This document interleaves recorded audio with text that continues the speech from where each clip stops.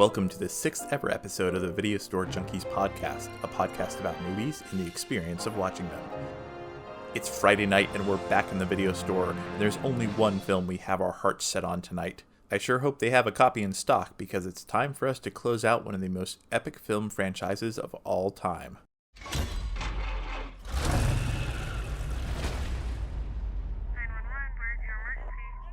It's the oil, stupid. It's the oil. Security forces will use all measures. The world is almost out of water. Water wars. We are killing for gasoline. Getting close to the terminal freakout point.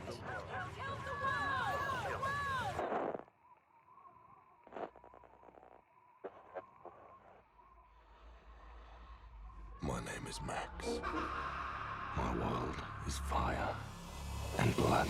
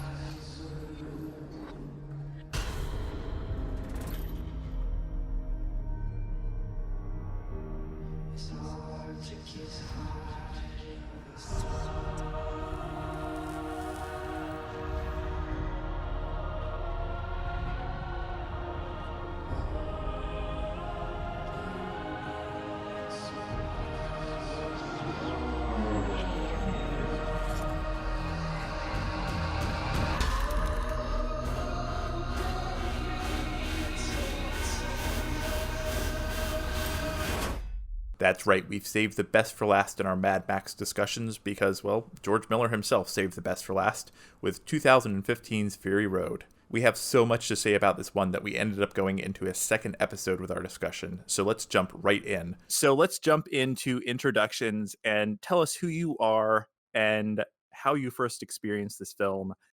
This week, let's start with Bill.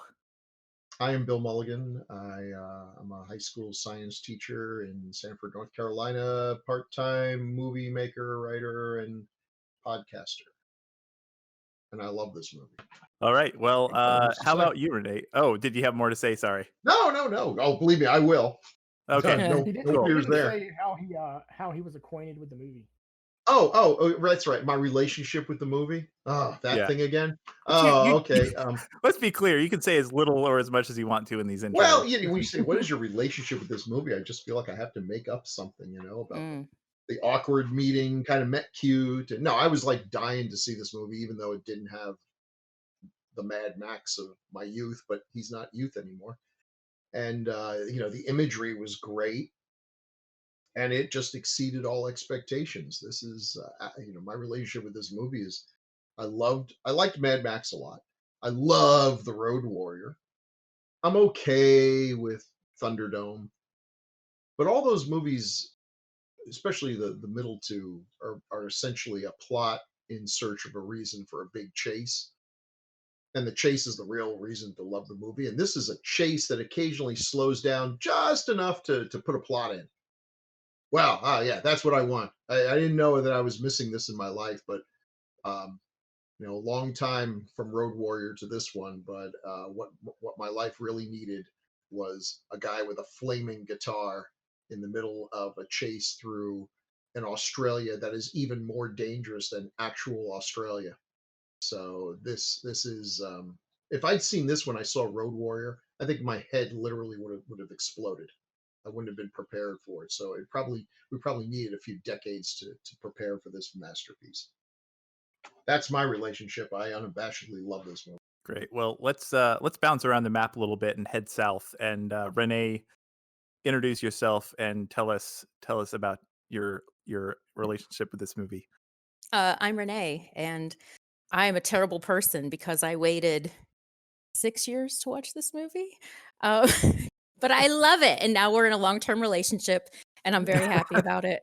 I apologize in advance. Yeah, because I love this movie and I love so many things about it that you're going to hear the word love 300,000 times. So, yeah, that's all I have for right now.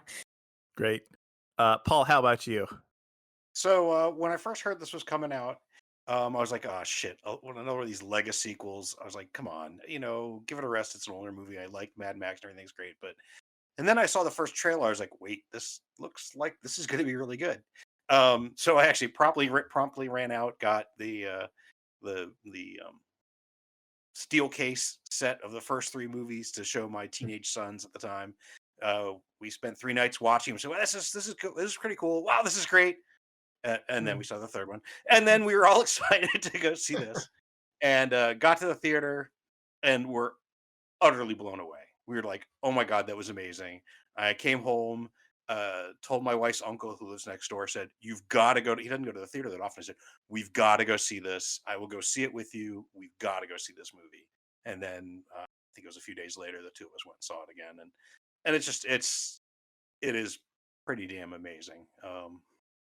No lie about that. So there you go. I think I've watched it. I've only watched it a couple times since then, believe it or not. I have the Blu-ray, I watched it, but and then watching it again for this was just like, man, I remember liking it a lot. I remember thinking it was a great movie, and then go, holy shit, this is really it's really up there. And Alan, you have a long and storied relationship with the Mad Max franchise. Why don't you tell us about your relationship with the final installment?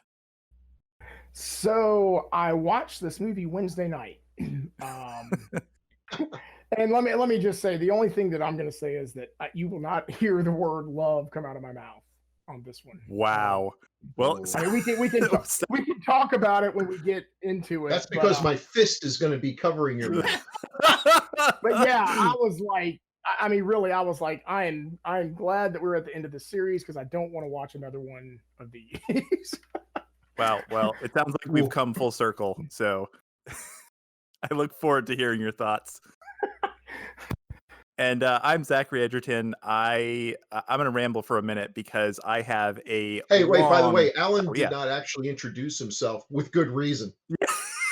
that way people don't know how to find him. That's fine. That's a good idea. They can't look up. They can't dox him. So yeah. The podcaster formerly known as Alan. Yeah. Can't find me. So I first started getting into this series in the late 90s. That was around the time, as we've talked about before, I was kind of sheltered as a kid. I was not allowed to watch R-rated films until I think 98 or 99, which is when I went back and watched the first two movies, which coincidentally was around the time when George Miller started talking about doing Mad Max 4. So, hey, it was great coincidence. I was just watching the films for the first time. There was going to be a new installment coming out any year. I was super excited. I started following the news on back in the day when I would have to go to the library to log on the internet and read movie news. And then, I had to wait 15 years to actually see this movie, which I got to say, there are a lot of movies that I've waited years to see and they've been horrible disappointments. But after 15 years, I finally saw this movie and somehow it still exceeded my expectations. I remember watching it the night before it came out. I knew I used to work at a movie theater and I knew a guy that ran a movie theater. And I remember watching it and coming out and just saying like, Mike, I got to watch that again. And he was like, okay, go back in. We'll play it again. It was the only time I have ever watched a film twice in a row in the theater. So we'll talk about the background and stuff. And but I remember waiting for so long to see this movie and assuming that by the time we got to the release, it was not going to live up to expectations, but somehow it did. So do we want to get back into the background? There's a lot of history to this film. I think we could probably spend an entire podcast just talking about the background. But if we want to just briefly touch on a couple of the milestones, I'll kick us off here, Renee. I know you have a lot of notes, so I'll probably throw it over to you. But I think it's interesting that famously this film was conceived by George Miller, as he tells it, as he was crossing a street in Los Angeles in 1995. He says he started crossing the street, the idea came to him, and by the time he reached the other side, he had kind of a fully formed conception of doing a Mad Max film. It was a chase from beginning to end and kind of had, I think he said, a human as the MacGuffin. So it's kind of funny that he kind of came up with the idea crossing the street, and then he spent the next 20 years essentially making the film and trying to get it released. Renee, do you want to get into some of the background? Oh boy. Does I anyone love- else want to volunteer? Sorry, I just No, call on that's you because okay. you have all the notes. I put a lot of notes in there that a lot of those were. Yeah, I'm for you. unaware of a lot of this stuff. Yeah, This is the I first didn't I've seen it. realize. Yeah, I didn't realize they had the initial idea was back in what 96, 97. But that you blew know my something? mind. Can I just say this? I'm glad it took this long Yes. because there's some projects that sounded cool at the time, but in Mhm. the fullness of time, you realize, thank God it wasn't made. Like James Cameron's Spider-Man. Holy God, would that have been a piece of shit? And I'm going to sound like a Yes. real crazy bird, but you almost just think like, oh my God, all these things had to have happened for a reason because it really had to have. It really had to have been, then it couldn't have happened in the 90s or the early 2000s. It just wouldn't have. Yeah. Alan. Alan, we're getting a lot of static on you. That That's was fine. me. I pulled his cord. We don't need to listen anymore to his foolishness. Perfect. I was trying to be polite about your new microphone. Oh, is this the magic mic? Oh no, we're covering Magic Mike next week. Oh, okay. Yeah. Paul insisted. It's one of his favorites. What can I no say? shot there. Although speaking of Magic Mike, there's actually an interesting quote from Steven Soderbergh about this film that we'll talk about when we get to it. But so yeah, I mean, in the it sounds like in the mid 90s there were a couple of things, or there were a couple of times where George Miller was trying to get the Mad Max franchise back off the ground. I think there was at one point there was rumors about a TV series that he was going to produce. Thank God that never happened. Oh, that would have been the worst. You know exactly what it would have been. It would have been the Planet of the Apes TV show. Oh, yeah. Well, no, I was going to say it would have been akin to like Hercules, the Legendary Journey, or something like that. He would have buzzed into some town made out of dirt, and there would have been a bunch of people with some problem that he gets to solve. And then at the end, they give him a little bit of gasoline, and he goes off to the next town. Yep. Yeah, it would have been awful. I was really stunned when I saw that. I thought, oh God, no, that would have been See, that makes terrible. it sound like the Incredible Hulk. He'd Yes. come into town. That's exactly what it would have been. Fugitive. That's exactly. Yeah, that's right. Which is He would give him a basically new The shirt Fugitive. and he'd go to the next town. Has there been a new idea since The Fugitive? No. Yeah, it's funny because if George Miller announced that he was going to do a Mad Max TV series tomorrow, I would be like, I can't wait. It's going to be incredible because of how far TV has come in the intervening years. But True that. so luckily that didn't happen. But yeah, then in around 95, he said he had this epiphany and he had this new idea. And, he had talked about as far back as 85 when Beyond Thunderdome came out, and he was always asked about a fourth one. And he always said, I'll maybe do another one if there's a story, but he always insisted that, the story had to come first. And so he had this idea and he started developing it.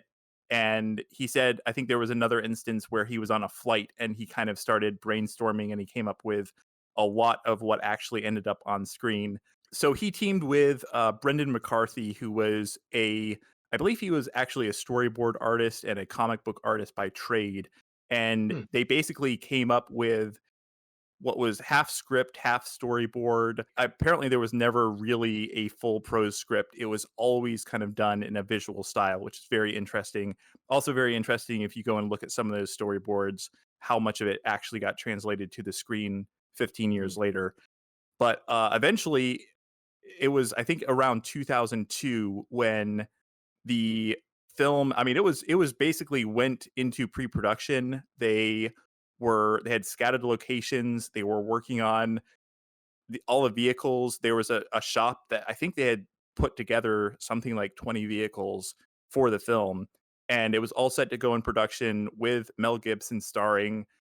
And then I think it was a combination of 9/11, which had made the US dollar nosedive. And all of a sudden they had they essentially lost a lot of their budget. And then the Iraq War started, and all of a sudden the logistics just weren't realistic. And they basically, I think the production designer Colin Gibson said he was basically, I think they were already setting up in Namibia, but he was working in this shop and he got a call, and it was basically someone just telling him, stop spending money immediately. We're shutting down. And they actually had to go in and he said that they had all of these vehicles, and they literally spent like a 20-hour session just breaking them down because they couldn't leave them, which is really, really amazing when you consider all the work that obviously went into making this stuff that ended up on screen. And I can imagine it was absolutely heartbreaking. It was pretty much after that point that really the only thing I knew about was that, after he took his hiatus, after getting married and having kids, it's pretty much what he said, why he made the Babe and the other one. Happy Feet. Movie. Yeah, Happy Feet. Yeah. Damn kids. Was Brendan McCarthy a kids fan? ruin Mad Max movies. That's just the takeaway here. Yeah, well, from my understanding, Brendan McCarthy was a fan, and he actually came in and from the stories that they tell, it sounds like he was actually very aggressive in petitioning for kind of a role in the film, or in helping to write the film. He definitely tried to. I guess he definitely like gave George Miller his honest opinion of everything that they were doing. I think he said something like he was oh god, I can't remember the exact term he used, but yeah, he was basically keeping George Miller in check, I think. Which is kind of funny because you think of some other directors around the same time who were kind of going off and creating their vision, and no one was keeping them in check, and you kind of see what happened. But is George Miller someone who really has a reputation for going all Heaven's Gate on us? And well, he kind of did in this movie, actually. Well, yeah, we'll get to that one, but yeah, this was the sort of film, honestly, if anyone else had made it, and even with George Miller making it, it sounds like there were a lot of times when it was kind of on a razor's edge where it could have gone either way. So, and yeah, if this hadn't done well, this would have been in Heaven's Gate kind of situation. Wouldn't have bankrupted Warner Brothers, but they would have lost a shit ton of money on it for sure. I mean, one thing about Brendan McCarthy, I was just kind of looking at his IMDb. It's interesting. This is the only feature film he's written, and the only other writing he did was 2 episodes of Reboot, which was the computer animated cartoon series in the 90s. That's the only writing he's done. So this is kind of interesting that he was. Yeah, well, I think he was working with him because it really was a visual process from the beginning. And he was like, if you go, he had done storyboard art for a couple of features.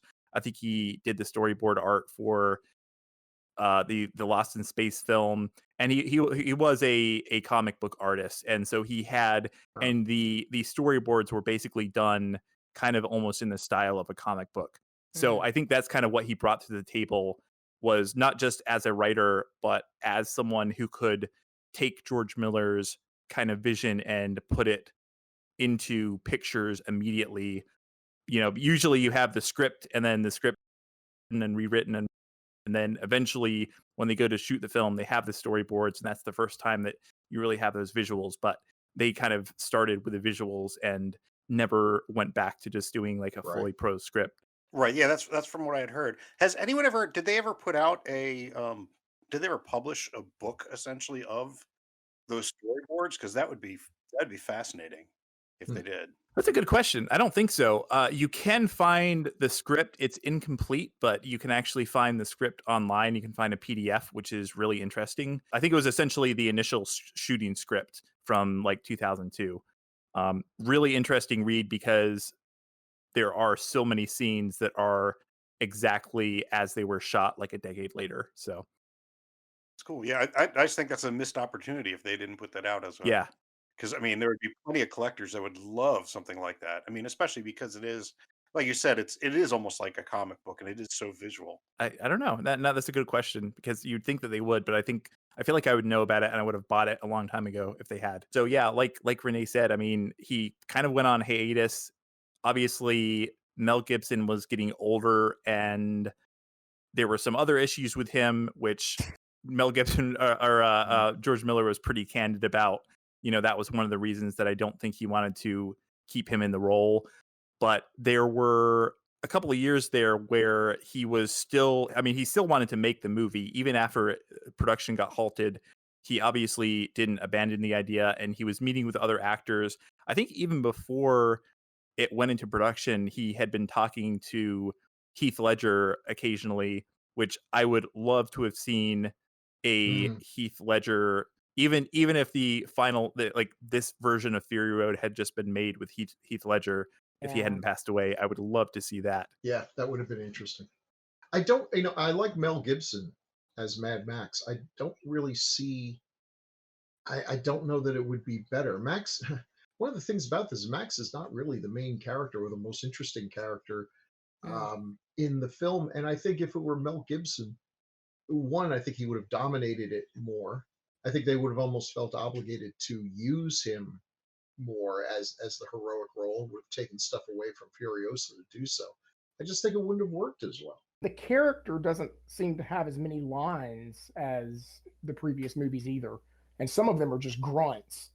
Like the closed captioning said, grunt for like a couple of times. Thank you. That's good. And maybe they did that, to sort of take it away from him because, I felt the same thing. Like he really wasn't the main character. He was, for lack of a better word, I mean, he was just kind of there most I of the think time. that's we kind of talked about that. I mean, the films along the lines have, aside from the first one, the second and third one, he becomes more of, he's just, well, I think Zach, didn't you say he referred to him as the MacGuffin? Though actually, the MacGuffin would be the women, the brides, I think. Yeah, that's what I think. That's what he was referring to. Yeah, right. But he's more like the framing device for us. He's what brings us into the story.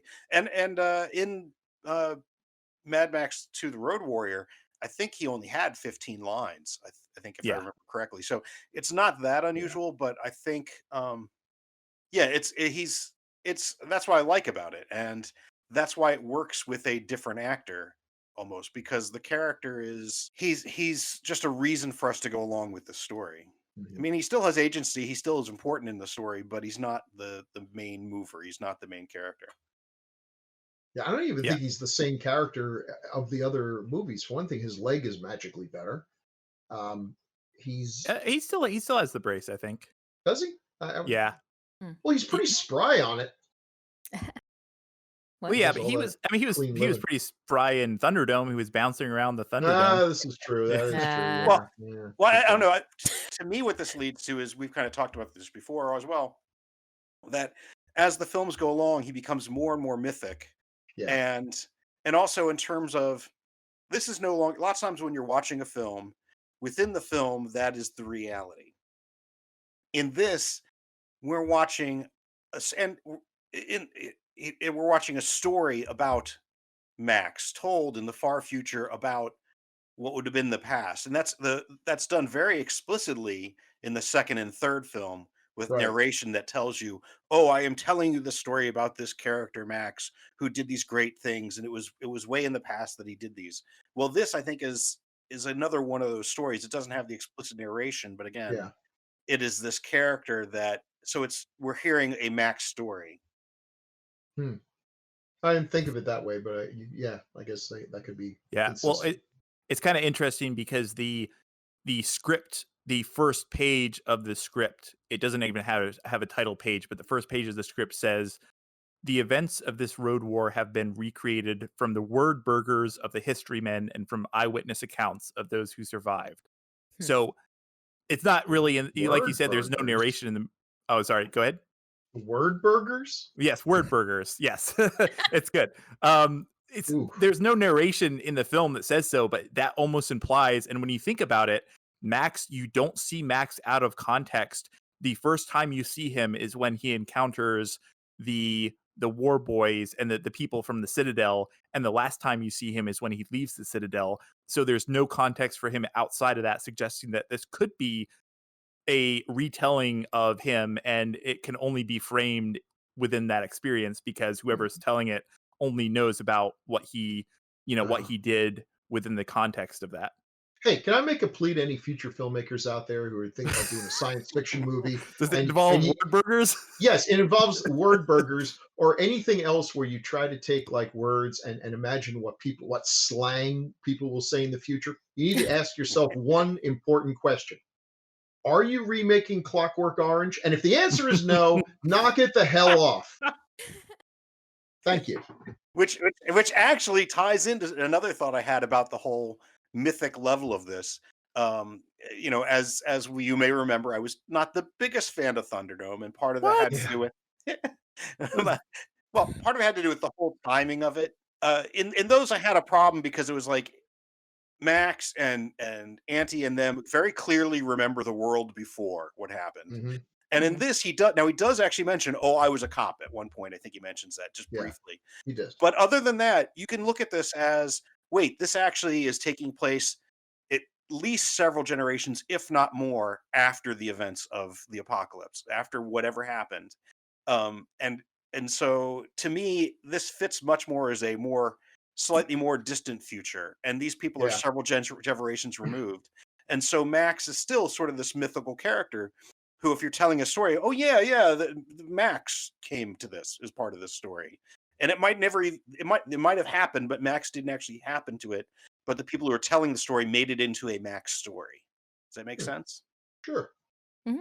Yeah, and the interesting thing about this too is I think that this goes from being ostensibly a science fiction film like the other ones to basically almost being a fantasy film.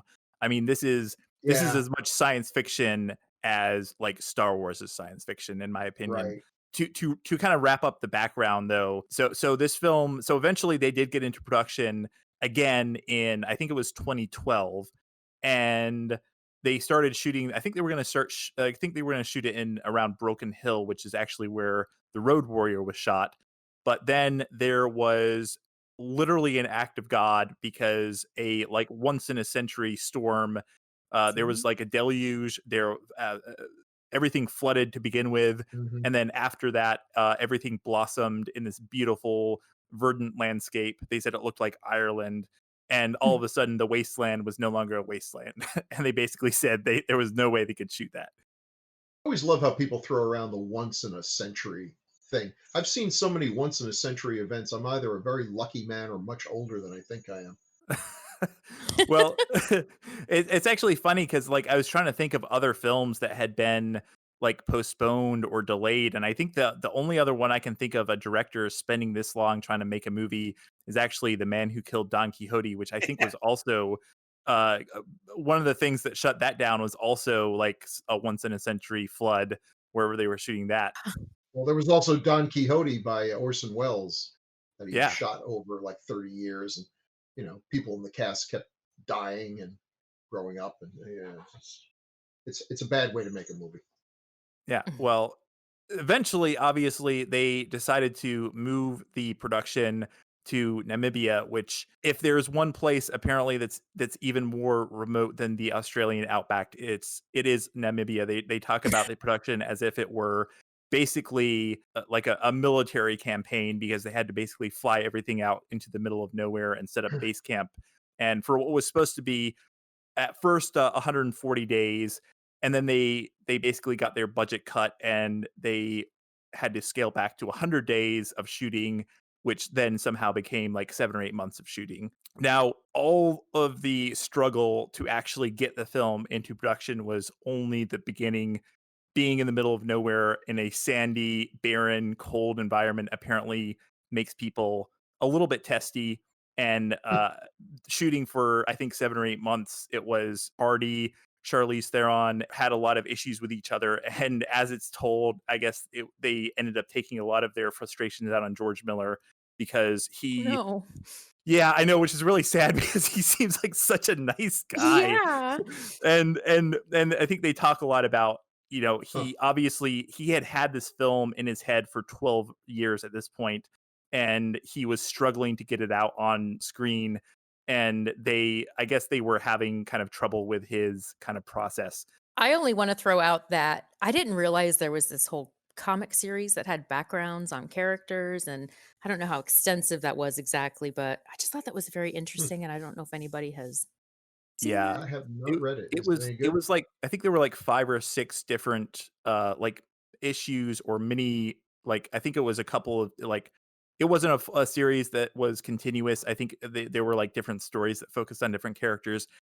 Actually, one of the few issues that I have with this film, no pun intended, actually relates directly to that. So we'll get to that when we get to that. Yeah. We started this podcast. I don't know if you guys remember back on the Mad Max episode, I read out probably one of the worst VHS descriptions ever.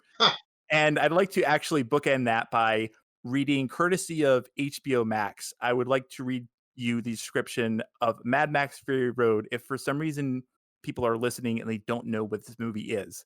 So what is Mad Max Fury Road about? Well, according to HBO Max, it is, and I quote, a prequel to the apocalyptic adventures of gunslinger Max Rockatansky and his super cop cronies. I think I watched the wrong movie. What the hell? Yeah, I did see that. Clearly have made a terrible mistake.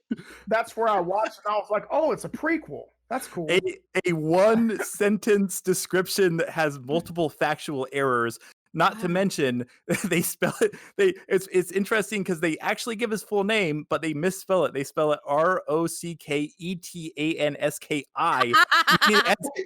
Two misspellings in his name. The least of its sins. Every word in that description is a lie, including the and a.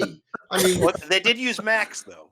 Oh, God. But that might be because that's part of the name of the that as gospel truth when I saw it. What monkey on a typewriter came up with that description? So, Alan, now knowing that that's not correct, does that change your view of the film? Oh, it's all so clear now. Yeah, but they did spell his name Macks as well, so I don't think that's right. No, I'm actually just kidding. That's the only thing I'm kidding about, though. The rest is correct. That's awful. That's dreadful. Yeah, I don't know if a bot wrote that or what, but I thought that was pretty funny. Well, I mean, did you ever? And like I said, I didn't know any different. But I mean, why did they say it was a prequel? I mean, where did they get it? Because a bot wrote it, and it was a sex bot too, not even a bot that was trained to write movie reviews. It was moonlighting, writing descriptions for HBO Max. Yeah. Oh, anyways, anyone who's seen the movie knows that that's definitely not what this movie's about. But hey, whatever. Let's get into the meat of the discussion by talking about the actual film, which we already kind of started doing. So we'll jump in. Act 1, Scene 1. Max does what he actually does best in a lot of these movies, which is get his ass kicked. Get his ass lizard. Well, that too. So initially, like the probably the most important thing that this kind of introduces us to, though, is Max is narrating, but we kind of get a sense that he is a little bit unbalanced at this point because he basically says that he has all of these voices in his head, which I think is actually kind of an interesting twist. They don't really get into it a whole lot, but the idea that he has been around so long and he's seen so much shit, and probably the fact that he has tried to save so many people, and he saved a lot of them, but a lot of them he has not been able to save, has kind of taken its toll on his psyche. And here's the problem, is that he appears younger than he did in the last Mad Max movie.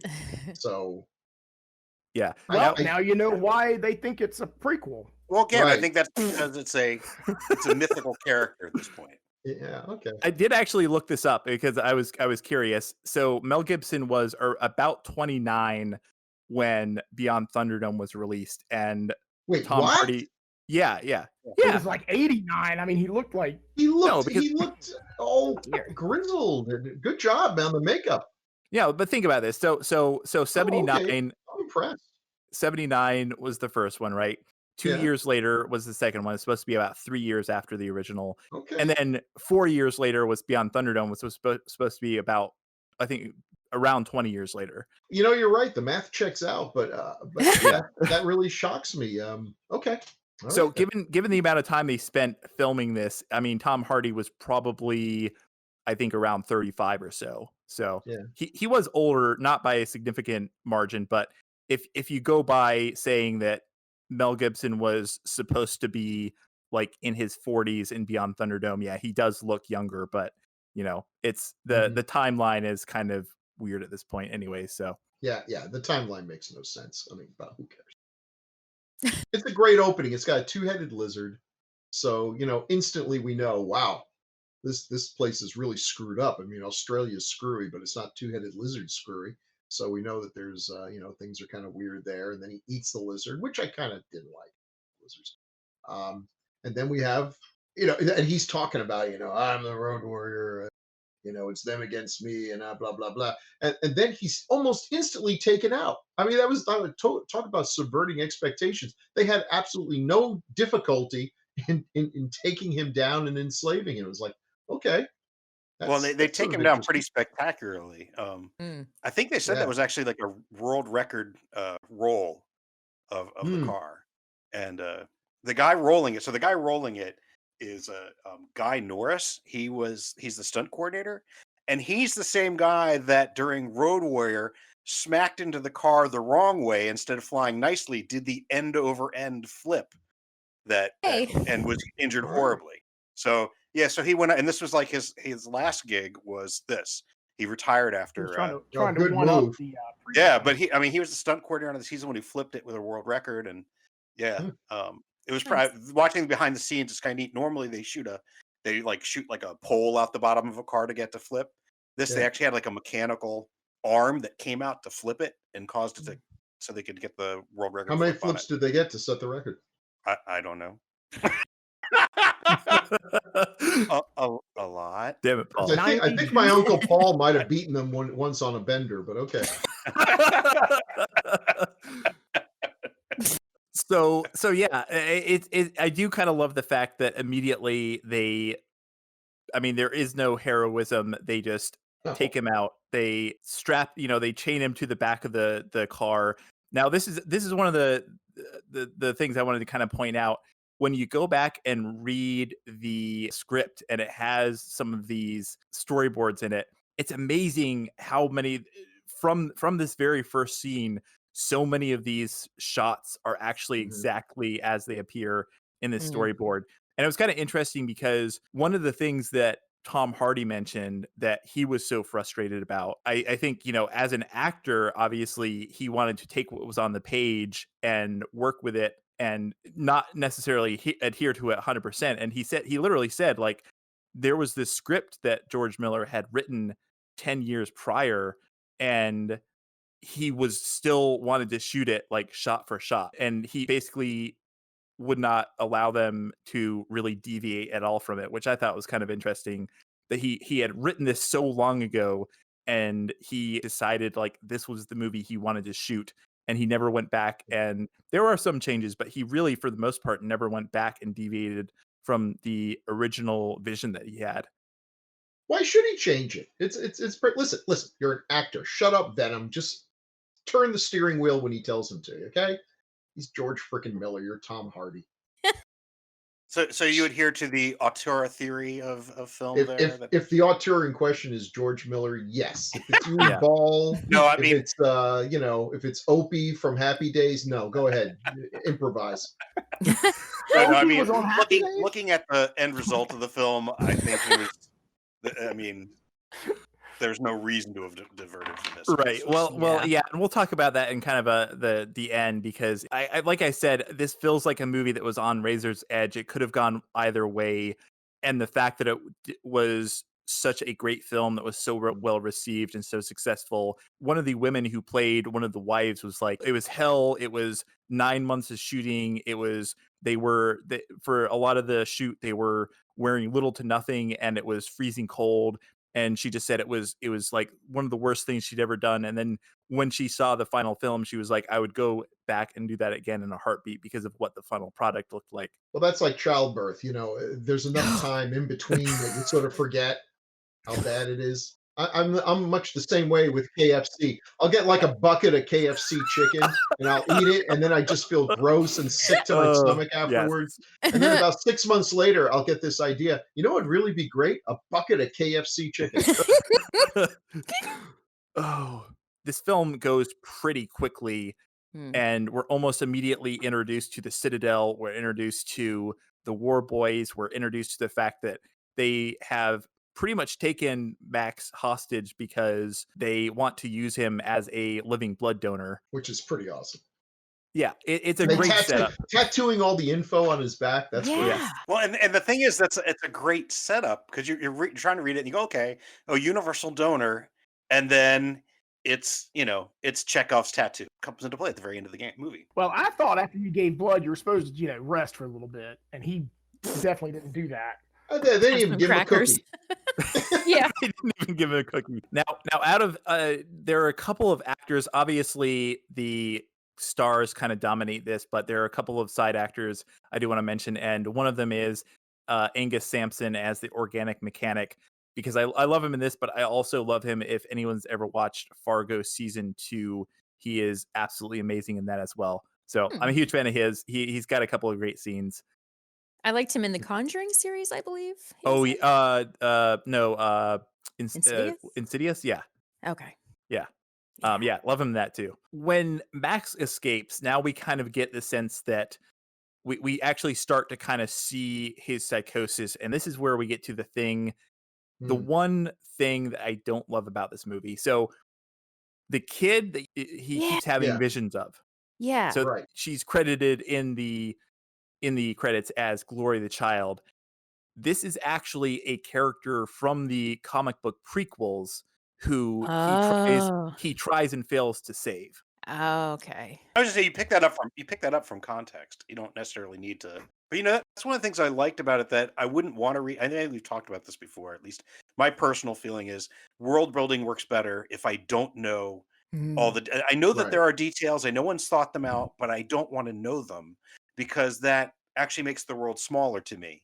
So, so I know that there was a character. Obviously she was somebody he cared for, couldn't save, and she died. I don't need to actually know the reasons. I don't need to go back and read the comics.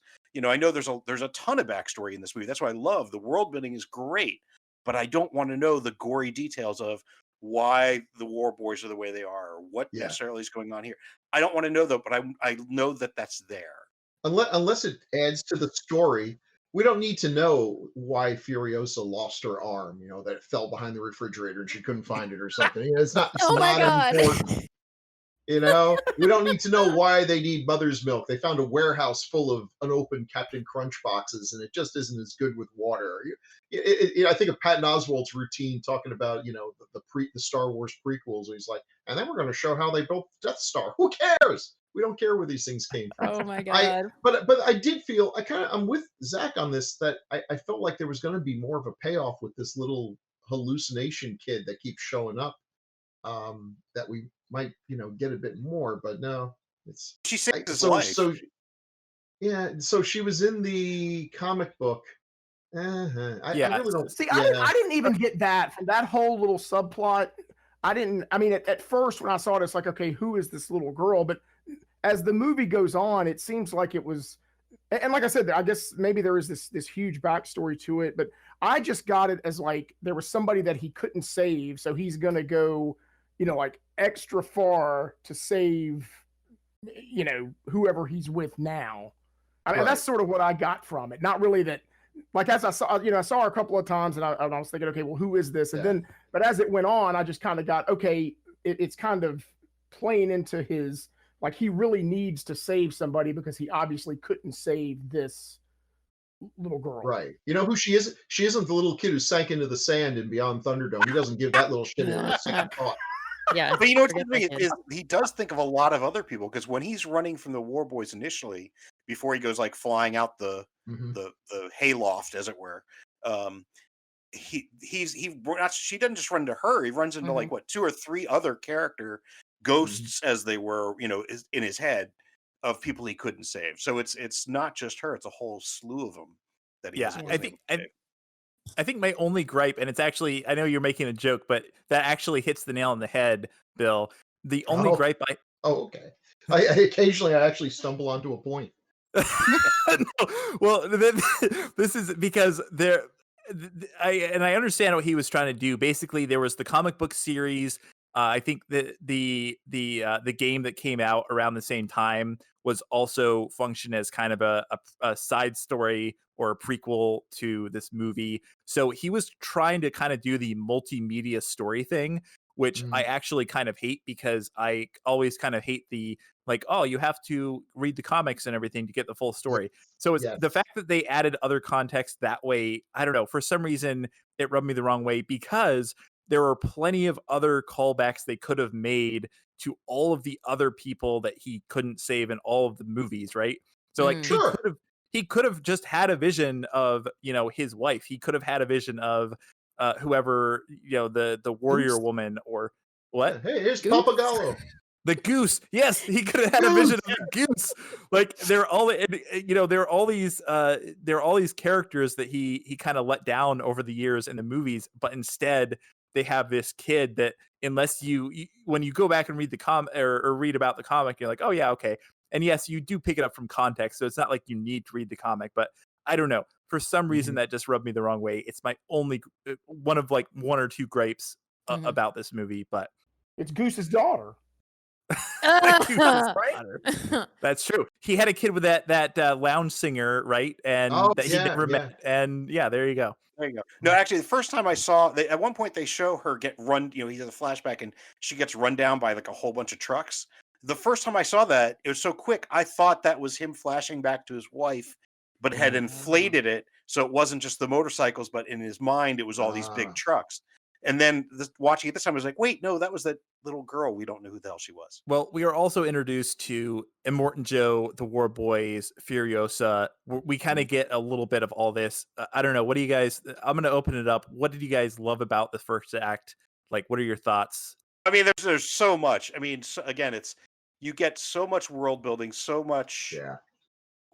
You pick up so much, like I said, from context. We don't know the details, but holy shit, okay, water is really scarce. Oh God, this guy is obviously some sort of warlord. Oh, these people treat him religiously. Oh my God, wait, he's a human blood bag for him. Oh my, I mean, you get all this, and it's with almost no real dialogue about it. You're just getting it from context of what's going on. Oh my God, they're using people literally on treadmills as power to raise and lower the stuff. Yeah. You know, well, and of course, I mean, I think everybody probably thought this, but you know, when he lets that water go, I mean, are these people not the most inefficient people ever at gathering water for people that don't have water? It's right by their feet, and they're trying to catch a drop. Yeah, I know. Yeah, right. There's this big like waterfall, and nobody's over there. They're trying to catch like the rain that's falling. It was like, oh my God, get under the water! And you know, it was just. I don't so much blame the people who are trying to get the water as I blame Immortan Joe, who's obviously like in classic dictator fashion.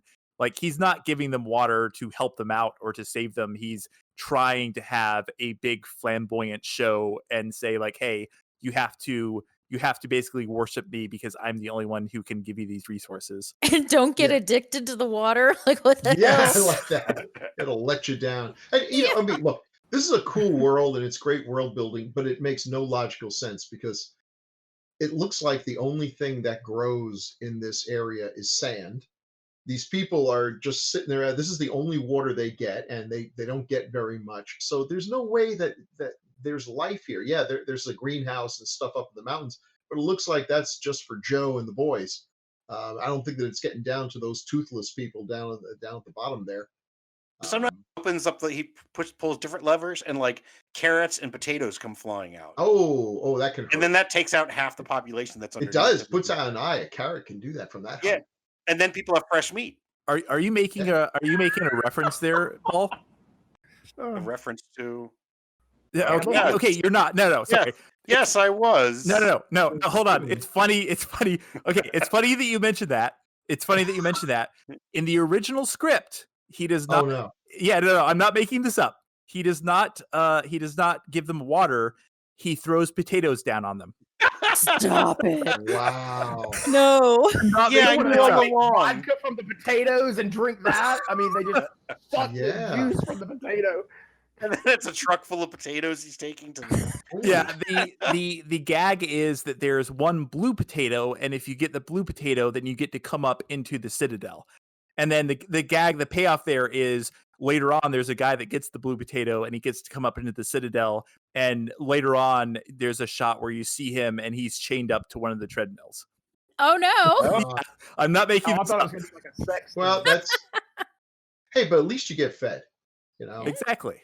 I mean, I do the treadmill. Some nice good abs going. Yeah, it worked out pretty well for Conan. That's true. So it is interesting, you know, they once asked a bunch of futurists what different questions about the future. And they said, what do you think the main energy source of the future will be? And one of them had the balls to say slavery. And that definitely comes true here. But I still don't get exactly how that we get little glimpses and pieces of how it's working there. And why is Immortan Joe so screwed up? That seems like a bit of a trope now. He's like Baron Harkonnen, where you got lots of open sores and just nastiness. I guess it's the radiation. Is that why the boys need a blood donor, because they're all just kind of living on borrowed time? That's Yeah. what Is I the was war kind of taking on poisonous? it. Yeah. And that's why it was such a big deal about having healthy babies. Because if you notice his other sons, you have the one son who's smaller and disabled in like the chair. Yeah. And then you have Rictus, who it's funny because each time I watch it, I completely forget till the very end that Rictus is on oxygen. It's when he's fighting and that he's on oxygen. It's like, oh wow, Rictus might look like almost like the Rock, and he looks like he could beat the shit out of you, which he could, but he's on oxygen as well. So Now Rictus is played by Nathan Jones, right? Yes. yes, Nathan Jones, who was a pro wrestler briefly, but it didn't really work out for him. But boy, he's got the look. I can see why Vince McMahon thought he would work out as a wrestler, because he's just impressive. But he's fun in movies. The thing I love about Nathan Jones is, I mean, he's like 6'11" in real life. He is just a massive human. And I love the fact that he has actually been, not so much in this one, but in a lot of movies, he's just typecast as the big imposing guy who comes in and then gets his ass beat by the hero. He was in Fearless. He fought Jet Li. He was in The Protector with what's his name? Help me out. Tony Jaa? Yeah, Tony Jaa. He gets his ass kicked in that. He's in the very beginning of Troy, where he like comes out and Brad Pitt kills him in like one shot. That guy, that's a so great I love these typecasts. It's just like, look at how fucking big this guy is. Look at how scary he is. Oh, but yeah, our hero kicks his ass. So the hero's so badass he can hit him in one shot. He does probably has more lines and more to do in this movie than anything else he's ever been in, and I think it works because he is kind of a fun actor. So in wrestling terms, he's what we call enhancement talent. That's an actual okay. What they used to call it's guys who are good. They put up a good show. They're not pure jobbers and just lose and get stomped. They put up a good show, and occasionally they're allowed to win against even people lesser on the totem pole than they are. But when they go up against the hero, the face, the guy they're trying to build up, they're winning for most of the match, but then lose at the end because our hero was just too. But they lose in a way that when they show up again, there's always that possibility they could win. Just for those wrestling fans out there, I'm trying to broaden our base. Today I learned. Yeah. So back actually to we were talking about how this whole thing works too, in terms of the sort of the world. That's one of the things I thought was kind of neat, is that they're basically bartering. You have these two other communities. They've got a lot of water. They need gasoline, and they clearly need bullets. So they've got the other two communities, the bullet farm and Gastown. Yeah, Gastown. That's it. I'm going to sneeze here for a second. Hold on. What's that? That's fine. I'm not editing this out. Yeah. There we go. Oh, great. I turn You're away. wearing a mask at least, because oh god, I just got sick through the mic. That was into my elbow too. In fact. For you. I have powerful sneezes. So I love the fact that they have those other communities, and they're bartering, and it's like, oh, it's our usual run. We're doing our usual run to barter with these other two. Why do they need the bullet farm? I mean, who they need bullets. Yeah. For what? For their guns. Which they're using to shoot at. Probably they use a lot farmers. of them in this movie, but I think they just fire them in the air. For sport. They've got food and water and a place to live. They need nothing. The bullet farmers should be the ones they're fighting against. If the bullet farmers had any sense, they'd be showing up there with their aforementioned bullets. There's no guns in Bullet Farm. Only bullets. That is piss poor planning right there. But they do use them for dentures though. Yes. So that works. Yeah, that's kind of cool. Yeah. So yeah, I love that. And we were talking about the mother's milk earlier. I think that's part of the trade too, is they basically use that to barter for these other resources. Exceedingly inefficient. Now that I think about it, I guess we also have the other group that I don't know if they were named or not. Who were the motorcycle guys with the antenna? Those were the vultures, weren't they? The vultures. Oh, So probably. really, the vultures are raiders. They're like Vikings. So they're Yeah. probably raiding, and Immortan Joe has to fight them off with the bullets that he gets from the bullet farm and There you everything. go. So yeah, and I guess that's probably okay. Now I'm thinking so that's probably where Furiosa gets her street cred, and probably also where she lost her arm fighting these raiders. Now there was another thing that somebody mentioned last time where they were talking about in Thunderdome, the kid, is it loose screw or screw loose Screw or loose, whatever? yeah. They were saying that they reminded them of the and at the time I didn't get the reference, the War Boys in this one. Yeah, and I definitely saw that. Yeah. Now I don't know if that was the intention, but yeah, they definitely did have the same look. Now, and the other thing, I mean, am I the only one that, like I said, I just saw this, but when I saw the first War Boy, I was like, oh my God, Zach is in this movie. I mean, am I the only one that saw Zach? I'm not saying anything. My lips are sealed. I've never said anything like that to anybody ever. I wish I was in Never as thought good a that. shape as all the actors that played the War Boys. bald, 6-pack abs, big smile on their face. It's Zach. That's me. Well, when you see a movie and you see somebody, it's like, God, what have I seen this guy in? I've seen this guy in something. And the main War Boy, I could not get Zach out of my mind. I'm like, Wait, looks are you talking like about Zach. Nux? He looks like Zach. What? Nux? Nuts. Nux. Yeah. No. And I was like, Shit, I'll take that. Yeah. I mean, I'm like, I just gave up on it. I'm like, I think this guy just reminds me of Zach because I was doing that earlier in a. Zach, Dragon Con may well be coming up this year, and you're looking for some cosplay. Yeah, but I'm also not looking for some exercise, so I think that's out. I could be the War Boy who let himself go. My war is with losing weight. I'll be the lazy War Boy. He was like, no, the rest of you go on ahead. I'll stay back here and protect the Citadel. No, I'll take that as a compliment though, because Nux is played by Nicholas Hoult, who I absolutely love. If you actually recognize him from something, it was probably the new X-Men movies where he plays Beast, which I also love him in that. Oh yeah, 'cause I've seen all of the Marvel DC action movies. So yeah, that must be it. Which interestingly enough, so his companion Slit is played by Josh Hellman, who was also in the new X-Men movies as a younger William Stryker. Yeah. Oh. So I love both of them. I love both of them in this movie. A lot of the War Boys were actually not professional actors. They were actually stunt people. I think for the most part, they're all really good, but I especially love Nux. And I think that, it's arguable that he is almost the emotional center of this movie in a way, because he almost has more of an arc than any other character in this movie. Right. He has a really strong arc. Yeah. I definitely agree with that. And I mean, to tell you the truth, I thought he died like 3 times every time one of the War Boys got thrown off. I was like, oh, it's him. It's the main guy. It's like, no, he's still there. So, but yeah, they all did look similar.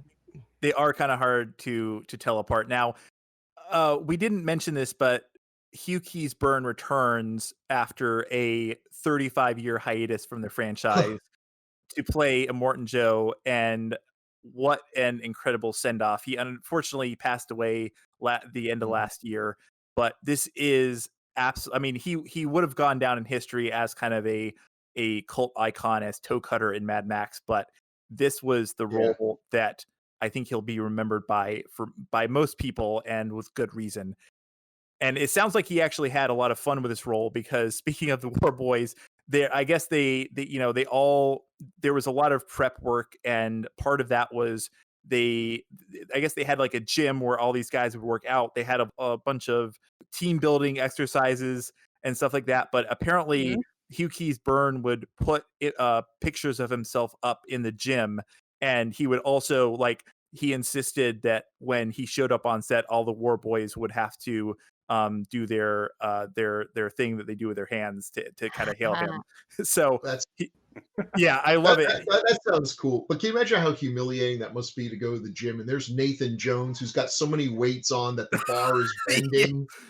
and you're like trying to lift up the bar Yeah. unsuccessfully and falling down, and you get pinned underneath it, and Nathan's got to come over and pick it up off your body. Yeah. He was probably curling. He would probably like have 5 or 6 of the guys like hold on to the bar, and he would just curl that. Curl them. Yeah. Yeah. Gotcha. So Immortan Joe, like you said, obviously he is succumbing to probably what all of the other war boys are, which is some sort of radiation sickness, which is why they need like constant blood infusions in the first place. Well, that concerns me because they're the ones who are getting most of the water. Is this water poisonous? Or maybe I think everyone is dying. Yeah. Yeah, but they, like you said, Bill, they actually have more of the other issues, which that might be the point. Is it might actually be the soil up there, up top, that has that issue, and it could be something linked to the Y chromosome.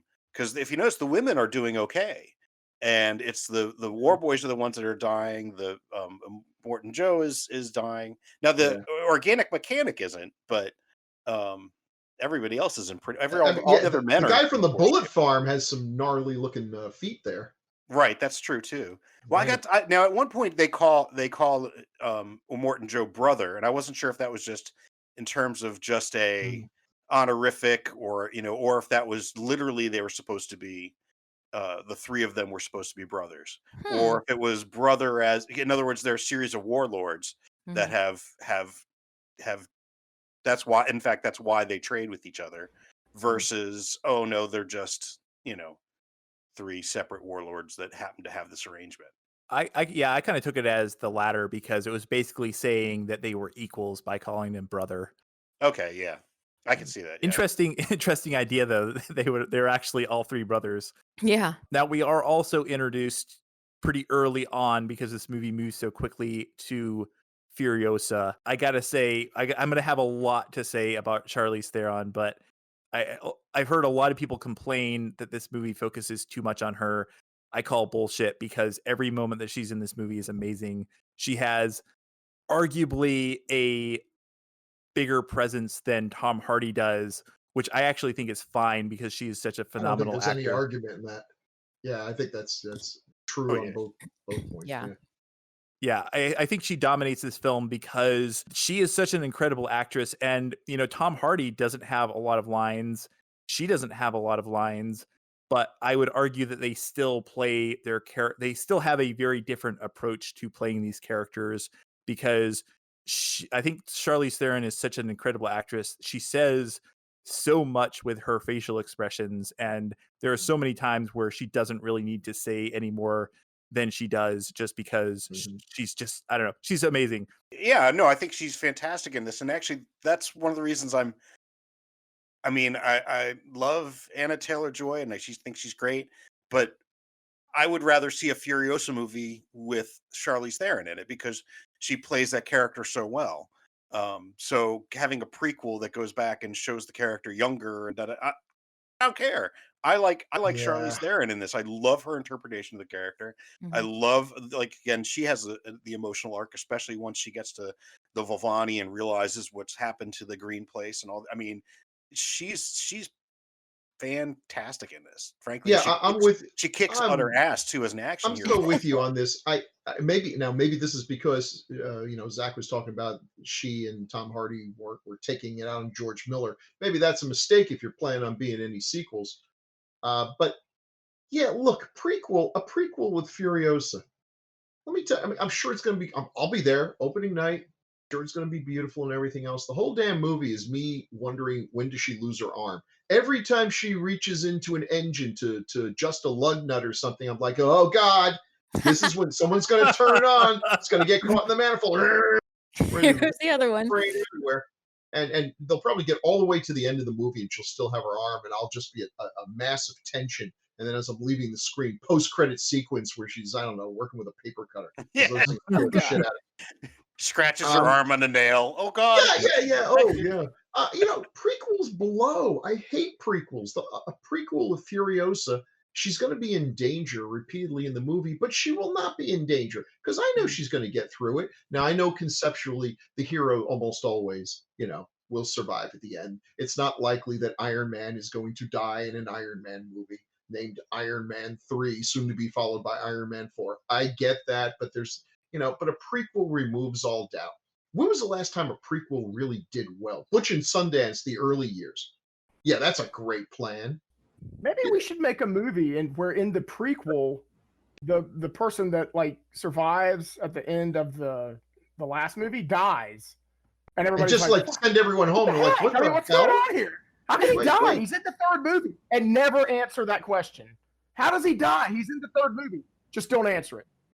The original movie was his dying thought, like a dream, just like, so he dies in the prequel, and then like you fade out and you see like him having flashbacks to the movie that in his mind that So the whole thing was an occurrence at Owl Creek Bridge situation. Exactly. Perfect. And here's how well that movie's going to do. People will burn down the theater, and I will give them matches for it. These are terrible ideas. Don't do prequels. Actually, now that I think about it, it's been done. I think they did that when they rebooted Roseanne with the Connors. Because didn't she die? Yeah. And died. One of them died, and they're died, back. and he came And that back. was a prequel. So, yeah, okay, well, there's my idea out the window. Thanks, Roseanne. Roseanne. This guy, I'd rather have it be that we think that Anna Taylor-Joy is Furiosa, and she is Furiosa, and at the end she dies, and then some shitty character who we just kind of see halfway basically steals her identity, and it's stolen valor again. And it's and she, oh yeah, I'm great Furiosa. Yeah, bullshit. You're Julie Schlubface, and you've resting, just been doing nothing the whole time. Is that from the Boston Schlubfaces? Yeah. So I was gonna say Schlubface would not be too out of place in the Mad Max universe as a name. yeah. Now, Anya Taylor-Joy is an amazing actress, and I look forward to seeing what she does with Furiosa. But I just don't like prequels, and whatever, who cares what I like. Like maybe we'll see more. Maybe we'll see young Immortan Joe when he was like handsome and had most of his skin, and yeah, I don't know. I just don't see what's the happy ending for that movie. The sad news is that Immortan Joe actually grew into his looks. Oh, yikes. So this initial setup actually illustrates a couple of things that I think works so well about the movie, because so Furiosa sets out, she's on the road. This initial scene, before we actually get to any of the action, already you have a couple of the elements that make the action scenes work so well. I think these scenes are incredibly well shot. John Seal did the cinematography for this, and I think that it's notable that he was probably pulling from his experience on arguably one of the most important action films of the 80s, which I'm sure everyone here has seen. But he also shot BMX Bandits back in '83. Yeah, for Brian Trenchard Smith, who, if we'll remember from our conversation on Mad Max, is one of the greatest exploitation directors of all time. The cinematography looks amazing. I was watching an interview with him where he was talking about basically everything they shot was going to be color graded, which normally I hate. I hate movies that go in and do a lot of post-processing normally, but I think it works so well in this movie because it all looks so natural. Oh yeah, it's gorgeous. Now, I have a question. Have any of us here watched the black and white version of it that they released? Because I know a lot of people were excited about that, but to me, part of the color work in here is so beautiful and enhances those shots. I'm sure they'd look nice in a crisp black and white, but I think there's information that would be lost there in terms of versus those blue areas or the orange, it's the whole color. So wait, people paid money to see a version that was in black and white? Yes, there was they released can I just like record the soundtrack and sell them the radio version? What are you, an idiot? To be fair, I believe that George Miller has actually said that he considers that to be the definitive version of Fury Road. Oh, really? So take that as you will. I love black and white photography.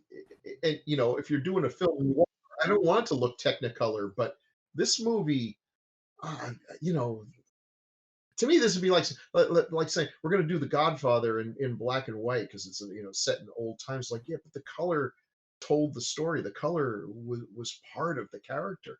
I really think this movie would be. I guess I need to watch the black and white version, and I will. But I really will be surprised if I don't feel that it's been somewhat diminished. Yeah, sorry. He didn't say definitive version. He did say best version, though. So that's coming from the man himself. Is the only Yeah. difference that it's in black and white? Yeah, I believe so. Oh, okay. Yeah, which is, again, kind of interesting because going back to what I've mentioned, I think in every episode when we talk about Mad Max, is that one of his primary inspirations originally was silent film. So a lot of the films that he was originally inspired by obviously were in black and white. So it might be kind of interesting to go back and see. And obviously this film does what he did in all the other films, more so than any of the other installments, even, in that he plays with the speeds of the actual camera speeds. I think he said that there's hardly a single shot in this movie that's not slightly tweaked in terms of the speed, but you see that a lot in the action shots where there's almost this hyper fast sense to it. Didn't he said he did that so you could actually follow the action, right? I mean, I think that's one of the things that makes this movie one of the best action films. And I've complained about this before in terms of modern action films that are all quick cuts and quick editing where you can't tell what the hell's going on. Right. This, every single shot, you know who's in there, you know what the stakes are, you know what's going on, and it's utterly amazing. And I think part of that is because, we need to slow this down just a little bit so you can actually comprehend who this is. We speed it up. I mean, it's beautiful in terms of the action. It's just really ballet. So that was the other thing I was going to mention, because even in this opening segment where they're just like driving down the road, the editing and the pacing is incredible. I actually was super surprised to hear that the average shot length in this film is actually super low. I think it's like under 3 seconds, which normally I would expect it to be completely incomprehensible. In this film, I can't comprehend how a film this chaotic is so coherent and so lucid. Every single action scene makes perfect sense to me. Do we want to talk about the editing right now? Because I feel like that's an integral part of the action scenes. And I think there's actually a lot to be said about that. Yeah, I thought, my God. And I'm so happy that it was a woman and that and it ended up being George Miller's wife, which is crazy. But that was amazing. Amazing. Women make good editors. This has been true even throughout Hollywood's bad old days. Women, some of the best editors in film history have been women. And you can argue why this one role. What's that? Never mind. Disregard her. Move on. I don't know why this one role in the filmmaking process was opened up to women, or whether you could make the argument that there's something about the way women approach things that make them good, better editors. I'm not saying all great editors are women or that men can't be good editors. A lot of great ones. But why exactly? They probably thought it was like administrative work. I'll just let her do it. No, but it's not wrong. It could very well be it. But it's so critical to the art. It's where the real story told. Where the real art. Anyone in the industry would understand that. So if you had bad thoughts about the competence of women, the last role you would give them would be the editing. So, but for whatever, definitely underappreciated. I know when I go to a movie, I'm like, God, that movie thought that it was because the woman edited it.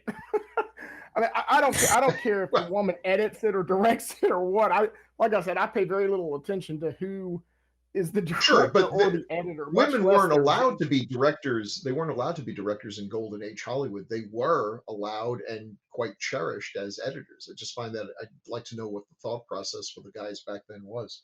And we continue today. Zach edits all of our stuff, so it might be because it really is a very thankless role. Like a lot of people, you think about the director and the cinematographer really shaping the film, but it's not really until you get to the editing bay that the actual film emerges out of the footage. And so, Margaret Sixel is the name of the editor. Like Renee mentioned, she is George Miller's wife. So I get that was probably a very interesting experience. She won the Oscar for best editing for this movie. Oh, good for her. Deservedly so. Yeah. Well, I assume this is not her first delve into the editing realm, right? Oh, no, they worked together on Happy Feet. What, Babe and Happy Feet. Yeah. Okay. Yeah. No, she is definitely not her first film. She Talking said that about editing an Really? animated movie, though. Like, do you just like let a bunch of animators animate for years and then you take their stuff and say, we only needed 5 seconds of this? I mean, shouldn't an animated movie be edited in the script? To a certain extent, there was some. I think there was some live action footage in the Happy Feet movie, so it wasn't 100% CGI. Also, Sorry, that was terrible, Alan. Is this her first movie? Well, no, you were like, oh my god, I'm so excited it was a woman. But I mean, she's an editor. She is an editor. I know, but this was a Hey, fantastic Alan, movie. I mean, Alan- now if they had gotten a little kid off the street, now that would have Alan, been. this is the woman. This is the woman who is the second assistant editor on Leprechaun 3. So you get on your hands and knees and Are show you her serious? Thank proper you. respect. Jennifer Aniston in one of Sir. those movies. to be fair, she has only edited, I think, like 4 feature films, and this is the Yeah. first movie that was like had actual humans in the cast. So this is Well, actually no, listen, editing Babe Pig in the City, an entire movie of animals, Yeah. that is a greater You're not wrong. achievement than Mad Yeah. Max will ever be. Oh Yeah, my you're not God. wrong. Working with kids and animals, Jesus. yeah. Now she said I just wonder how many times when she was editing, she said, wow, maybe I should really get a copy of the script when I'm doing this. Because Zach tells me that all the time when he's editing. well, luckily, I But think maybe- George maybe Miller I was should right look at there this beside script. her. Right. He I think probably was. George Miller were editing it together because, like we said, he pretty much cut the original Mad Max. There were other editors, but ultimately, I think he did the final cut. So he had a lot of experience as an editor as well, and I think they did work kind of as a team. But she said that there was so much footage that part of the problem was just sifting through all of the footage they had. She said there were days, especially like when they were doing a lot of stunts, which was pretty much every day on this film. Every day. They would shoot from multiple cameras at a time, and there were days when they would literally have like upwards of 20 hours of footage to choose Oh my from. God. So, But I bet it was still worse. Babe Pig in the City, where she's got to go through shot after shot and try to find the one where at least one of the animals is not dumping a load on the set. yes. Well, ironically, she actually said there were a couple of times when they couldn't use footage because Tom Hardy was dumping a load on the set. Yeah. It's neither here, which is funny because George Miller talks a lot about animal magnetism because he talked about Mel Gibson has it, and he actually talked about one of the things that Heath Ledger had in common with Mel Gibson, and that Tom Hardy also had in common was animal magnetism. So maybe that's part of the animal magnetism is it's a power move. They just squat Sure. and you got to deal with it. Anyway, why he grunts a Sorry. lot in the movie. Yes.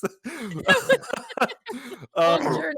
And I'm not making up the part about animal magnetism. He did say that, which is kind of interesting. Yeah. I thought you were talking about Babe in the City and animal magnetism. That too. Yeah. Well, no, actually, he did compare it to that. No, I'm not kidding. He did say that he meant it in the most literal sense, because he was like, when you're working with these animals, they're cute, and you want to you want to pet them, and you want to treat them almost like people. But then sometimes you have to remember that animals can be very unpredictable, even if they're well trained, and there's always the possibility an animal can seem perfectly safe and happy, and then it can lash out at you. And he said that is exactly what people say about Tom Hardy. Exactly. I'm like picturing him like trying to oh, Tom Hardy's so cute, I want to pet Yeah. him. It's almost like a human. No, it's funny because that I'm not making this up. That's exactly what he said, which I thought was kind of interesting. So yeah, the moral of the story is Tom Hardy might be cute, but please don't feed him. He is a wild animal, and he needs his space. And if Tom Hardy is listening right now, I apologize. Please don't find me and beat me up.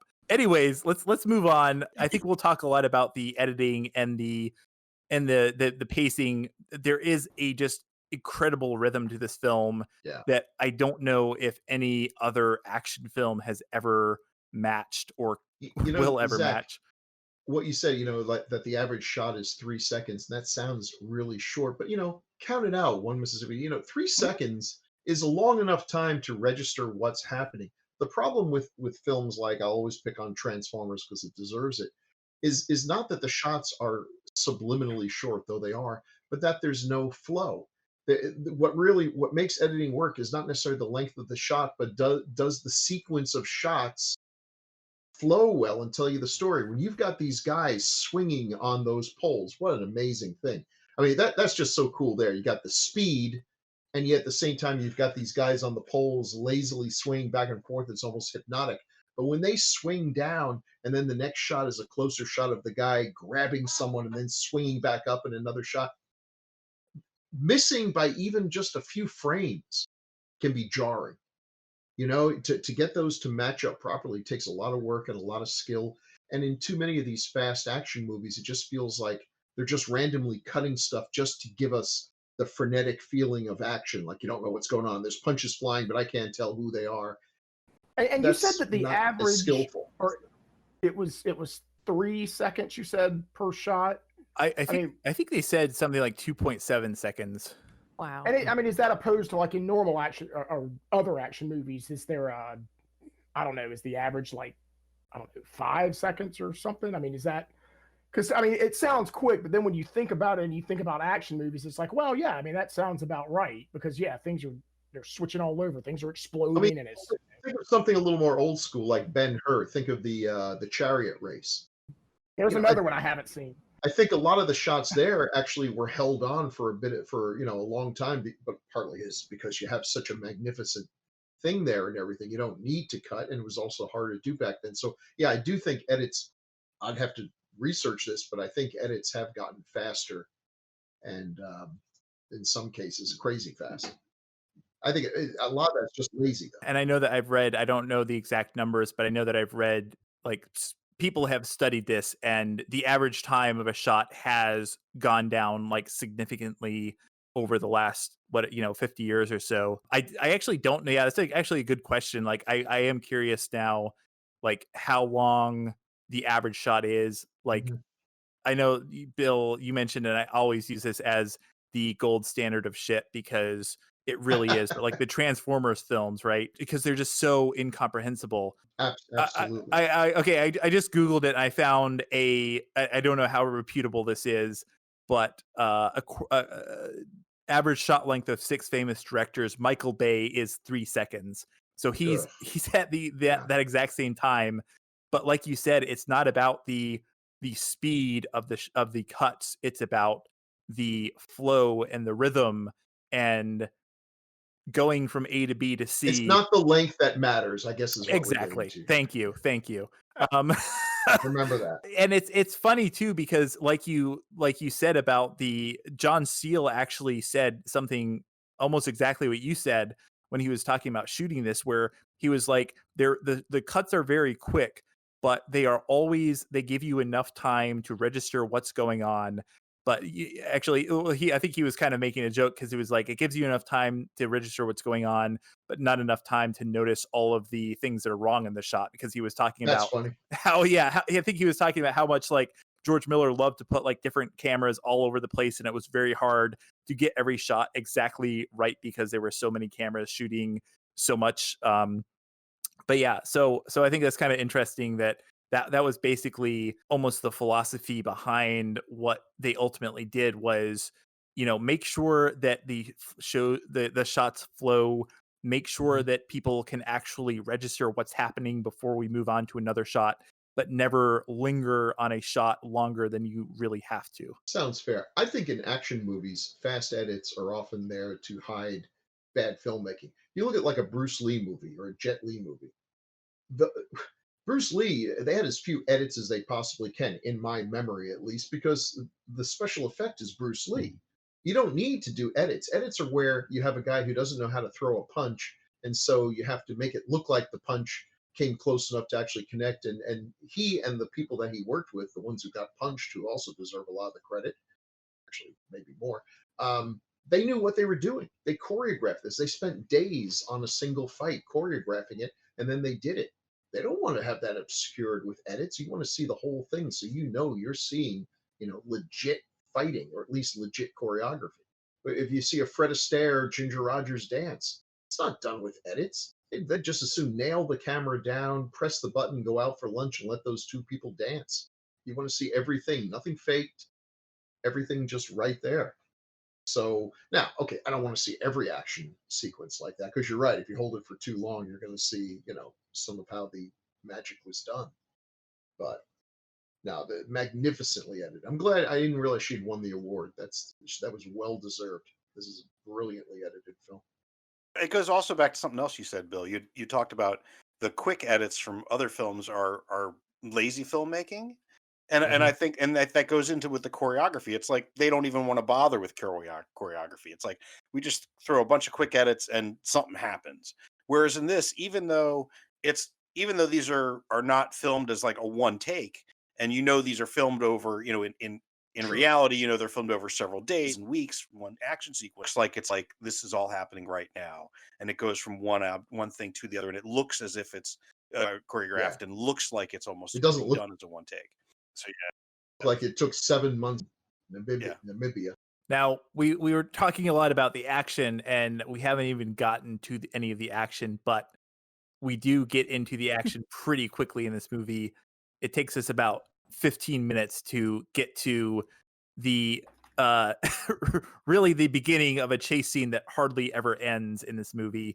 So we get the reason for Max being, kind of rescued, but not really, because he's immediately kind of crucified on the front of a car and attached to an IV. And we're basically off on the first of many chases in this film. When everybody rolled out, the vehicles just really kind of blew me away, and we'll get, more into that.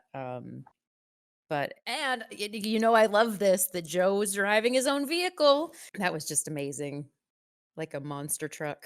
Yeah, I mean, I think the moment that you really realize that this film is something different, when they cut to the convoy rolling out, and you get this kind of amazing score, but then you realize that some of the music that you're hearing is actually being generated by this massive truck of drummers and the Doof Warrior playing an electric guitar that shoots flames out of it.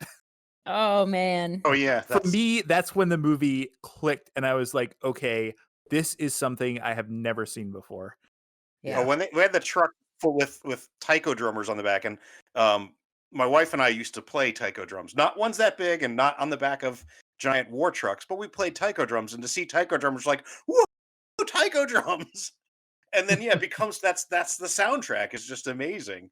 And it's like, man, you need to have more action films with taiko drummers riding. Well, I thought that they were going to use those guys, until they sort of got going, and then they were kind of going to peel off and go back home. But yeah, they rolled them right out into battle. I mean, that guy was playing the guitar the whole way.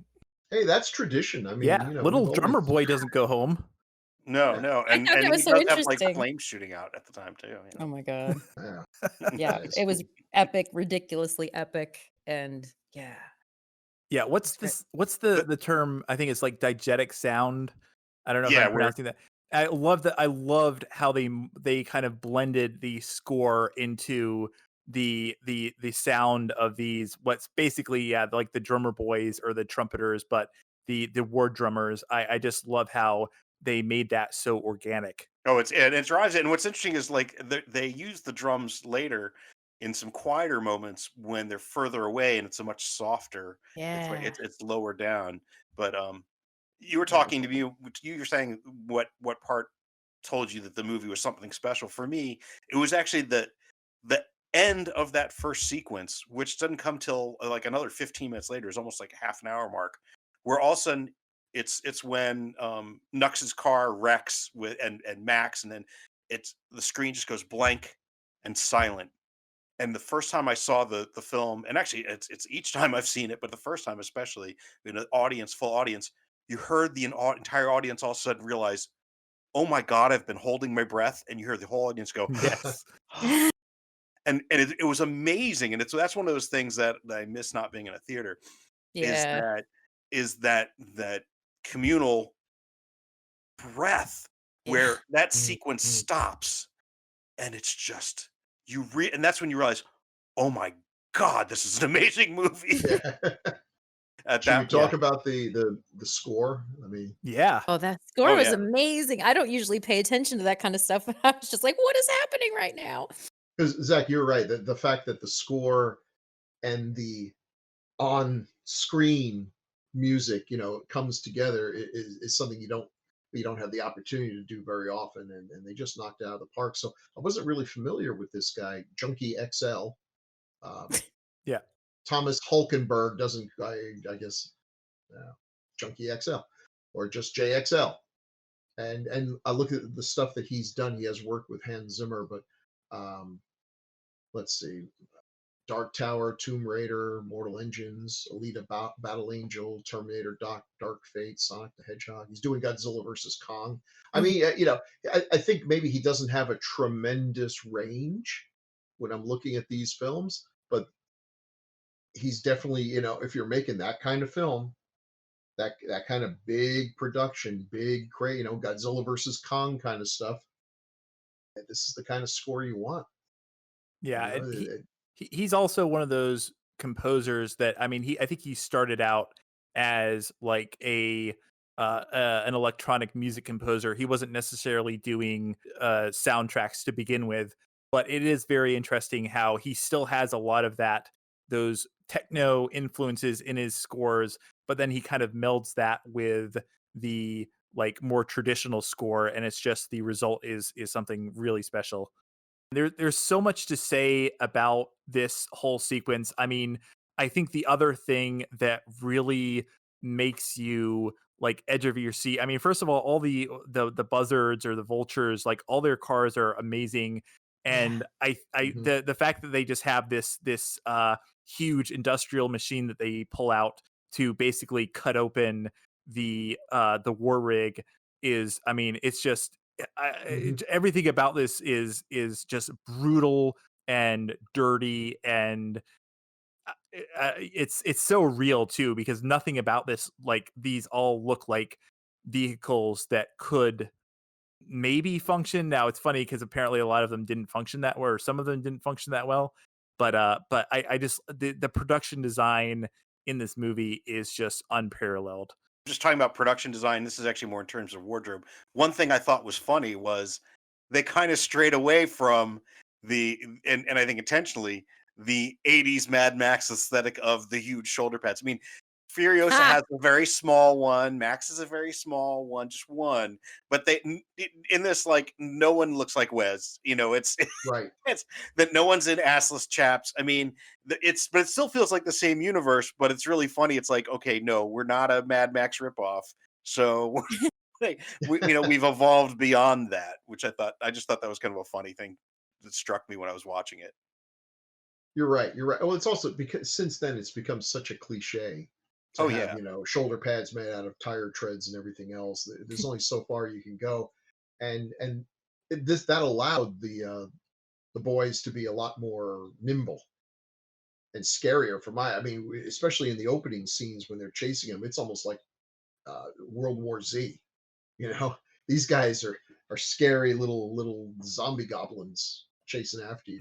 They've got a lot of mobility. Yeah, so this is actually one of the other Oscars that this movie won. Jenny Beavan was the costume designer, and it's kind of interesting looking at her filmography. She doesn't really do a lot of genre films. Like she had, I mean, Gosford Park, Sense and Sensibility, Jane Eyre, The Black Dahlia, The King's Speech. These are the other movies she worked on. They're all like, most of them are like very like almost like period piece films, right? And it's like then she comes in and just designs these absolutely insane costumes. I'll bet she has more fun with something like that. Can you imagine Sense and Sensibility? Oh, I guess I better make sure that the buttons are made out of actual muscle shells. And it's like you're going to do Mad Max, like, oh, anything I want. I'm going to make clothes out of tin cans and just go nuts that you could never do with a Jane Austen adaptation unless it's got zombies in it. Oh, like Immortan Joe's plastic, body shield that he's wearing with the medals on it. Yeah. Yes, the medals. That was awesome. I love too how it has like the molded 6-pack on it. Yeah. Well, that's to fit over his actual 6-pack. Oh yeah, of course. Of course. It's molded to his body. Yeah. And it's clear so we can see all the pustules as they burst. There's so many original aspects of this, but the fact that this entire opening action scene has Max chained to the front of this vehicle the entire time. And there are so many moments where he almost gets taken out or things are exploding around him and he's grunting and he's yelling and he's grimacing, but he can't do anything about it. I just love that so much. And Yeah, it looks like it's he's a made out of very an old passive garden character. hose too. Oh, go ahead. What'd you say, Bill? Oh, his face The thing? mask, yeah. If you look at it, it's got a place where like the handle of a garden hose would fit in. Okay, cool. Oh, well, that makes sense. Yeah, that looks. Anyway, Nice. I love the part where they give him a file and he just has to like Yeah. file at the back. That'll like take forever. Yeah. But yeah, it's like And you're going to yeah, be that had to be filing your irritating. head a lot of the time when you do that. Like it just Yeah, sure.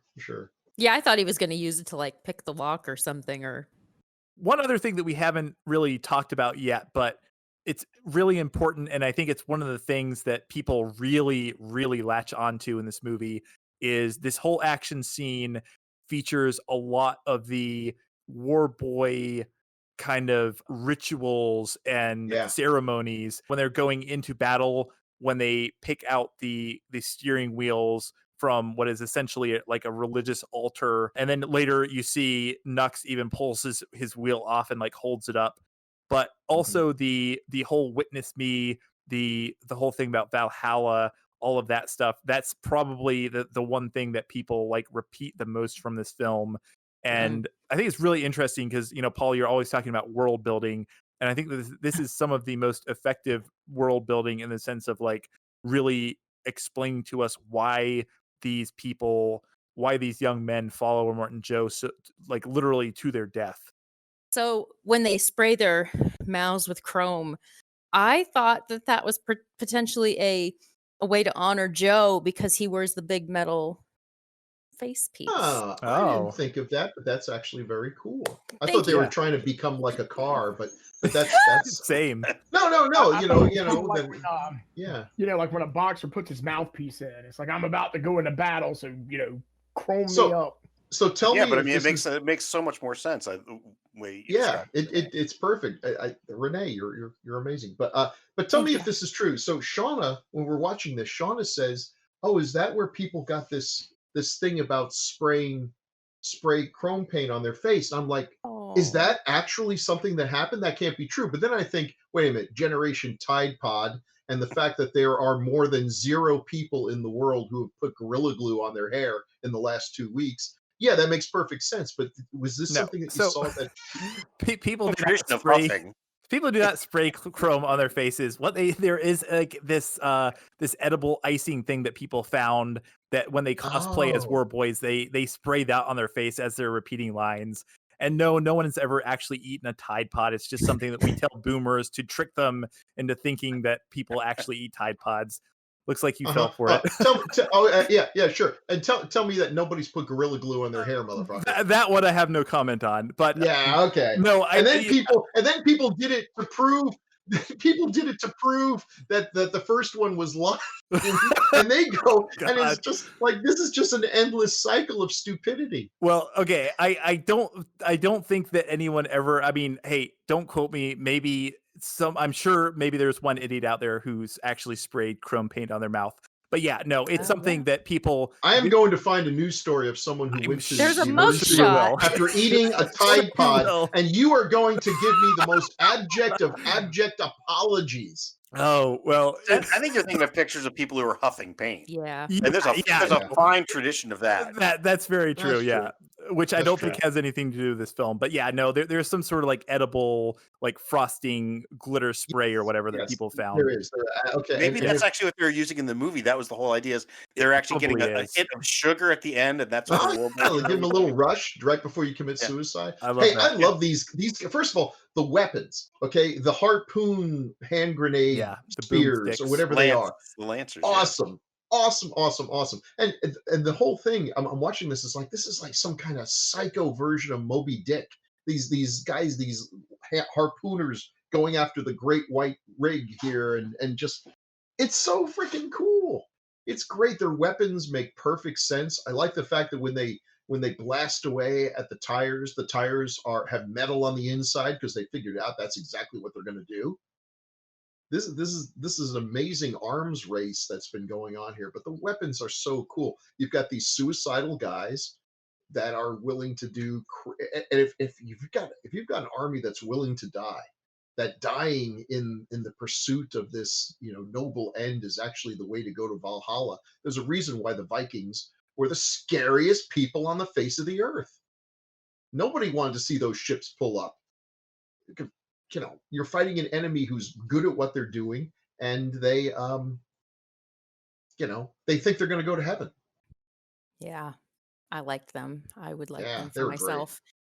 I was watching the extras, and they're talking about the one shot where the one war boy takes the two lances and jumps Yes. into the Yes. Spike's car. And the way they did that is they had him on a rig, and they had it set to stop just like inches from the spikes. And then they had him jump and have it slow down, just stop him right before the spikes. And then what could go wrong? Yeah, and then what they did is then they just added that to the shot of the car exploding to have it look like he jumped in and have it blow up. But yeah, they haven't actually, like, you got to really trust your rigger there to jump into a car with giant spikes. If you're going to do something like that, it's a really good idea to have your characters all look exactly the same. Oh God. Just in case something goes wrong.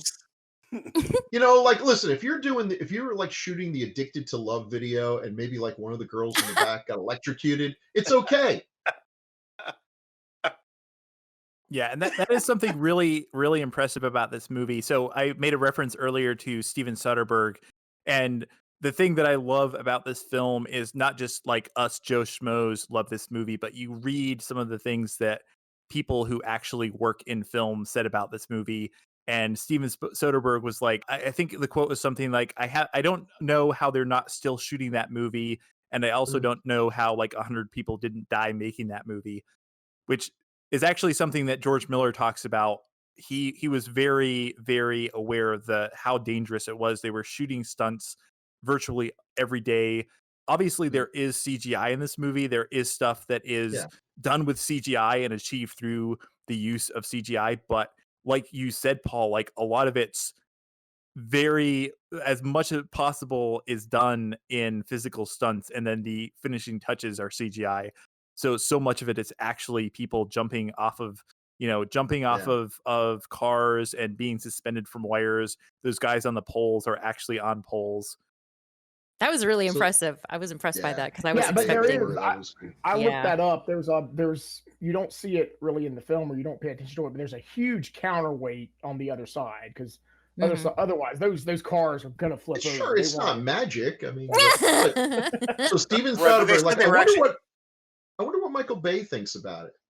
Like, I'm sure he 2.7 seconds. Slow down, Speedy. He's probably jealous that a 7-year-old man made a better action film than anything he made in his prime. It's no shame to be beaten by George Miller.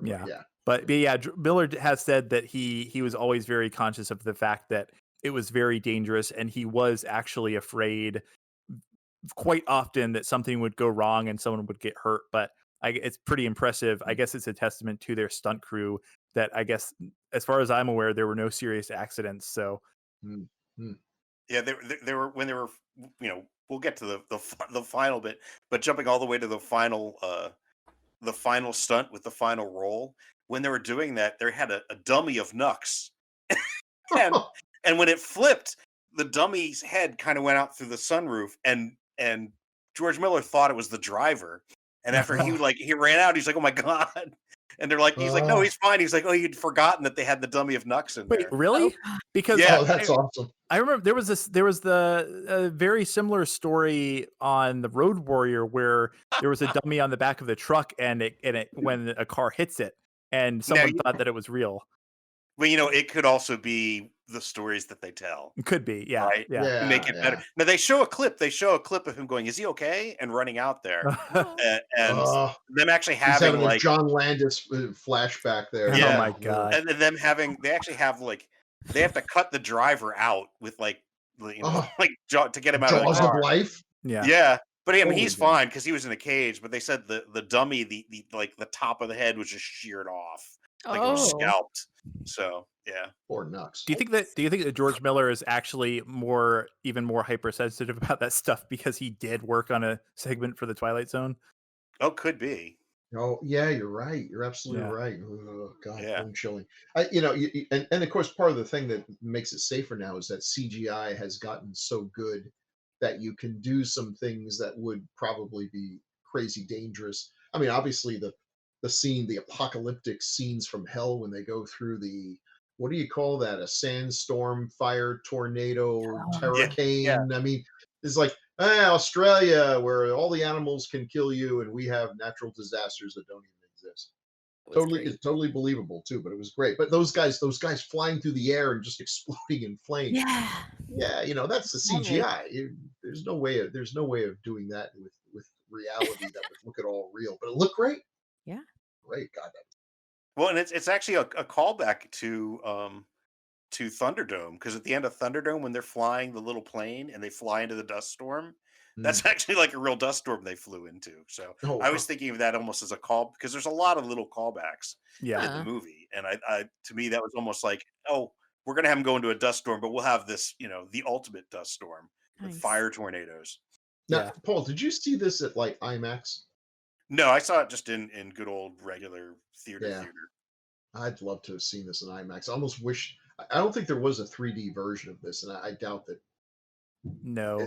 that probably wouldn't work. I mean, with the fast edits and everything, but gosh, that would look cool. 3D. I've sort of fallen out of love in the whole 3D thing, unless it's shot that way. But They were actually originally going to try to do it in 3D, which is kind of interesting because I guess George Miller was actually actively working at one point on solving the problem of the 3D cameras at the time were so big, and he needed cameras that could go kind of into these cars and fit into tight spaces. So at one point, I think he actually put some work into developing cameras to shoot it in 3D. I actually think he's one of the few directors I would really be interested to see what he does with 3D, because I actually believe that he is the sort of director that would find a way to actually use 3D to make a more visually impressive film versus just using it as a gimmick. As James Cameron, quite frankly, did it with Avatar. I think it's not given enough credit because I think the movie's use of 3D was brilliant, and immersive. And there's a reason why some of the same Tide Pod people had to go to their therapist because they couldn't accept the fact that Pandora wasn't a real place. Yeah, I'm not going to let this go anyway. But I'm glad they didn't shoot it in 3D, because I think you're absolutely right, and I think he would have had to compromise his vision to deal with the limitations that shooting in 3D kind of forces on you. But you know what's really it's funny? Such a beautiful film. Yeah. There's one shot though that is such a 3D gimmicky shot. It works great, but it's the very end when the doofmobile smashes into the war rig and everything comes flying off, and then the guitar comes flying. The guitar, up, and then that's the steering one wheel spins blatantly out. CGI shot. Yeah. Because everything else in that, well, aside from the guitar and the steering wheel, all the rest of that is real, because they rigged the machine, they rigged the doofmobile, they loosened everything on it, so when it would hit, all the shit on it, all the horns and everything would go flying off. Oh wow! Intentionally. So, so that was kind of. I was like, wow, did they want to do this in 3D? Because that was such a gimmicky shot, but it worked because there's a great transition from the steering wheel to like them going up. Yeah, and I just, not surprisingly, I did pause and I looked for saxophones. There was no saxophone, only trumpets and trombones. One of the few downsides of this film is it definitely would have been better if he had been playing a saxophone that shot fire out of it. There was a saxophone player inside that car somewhere. You just couldn't see it.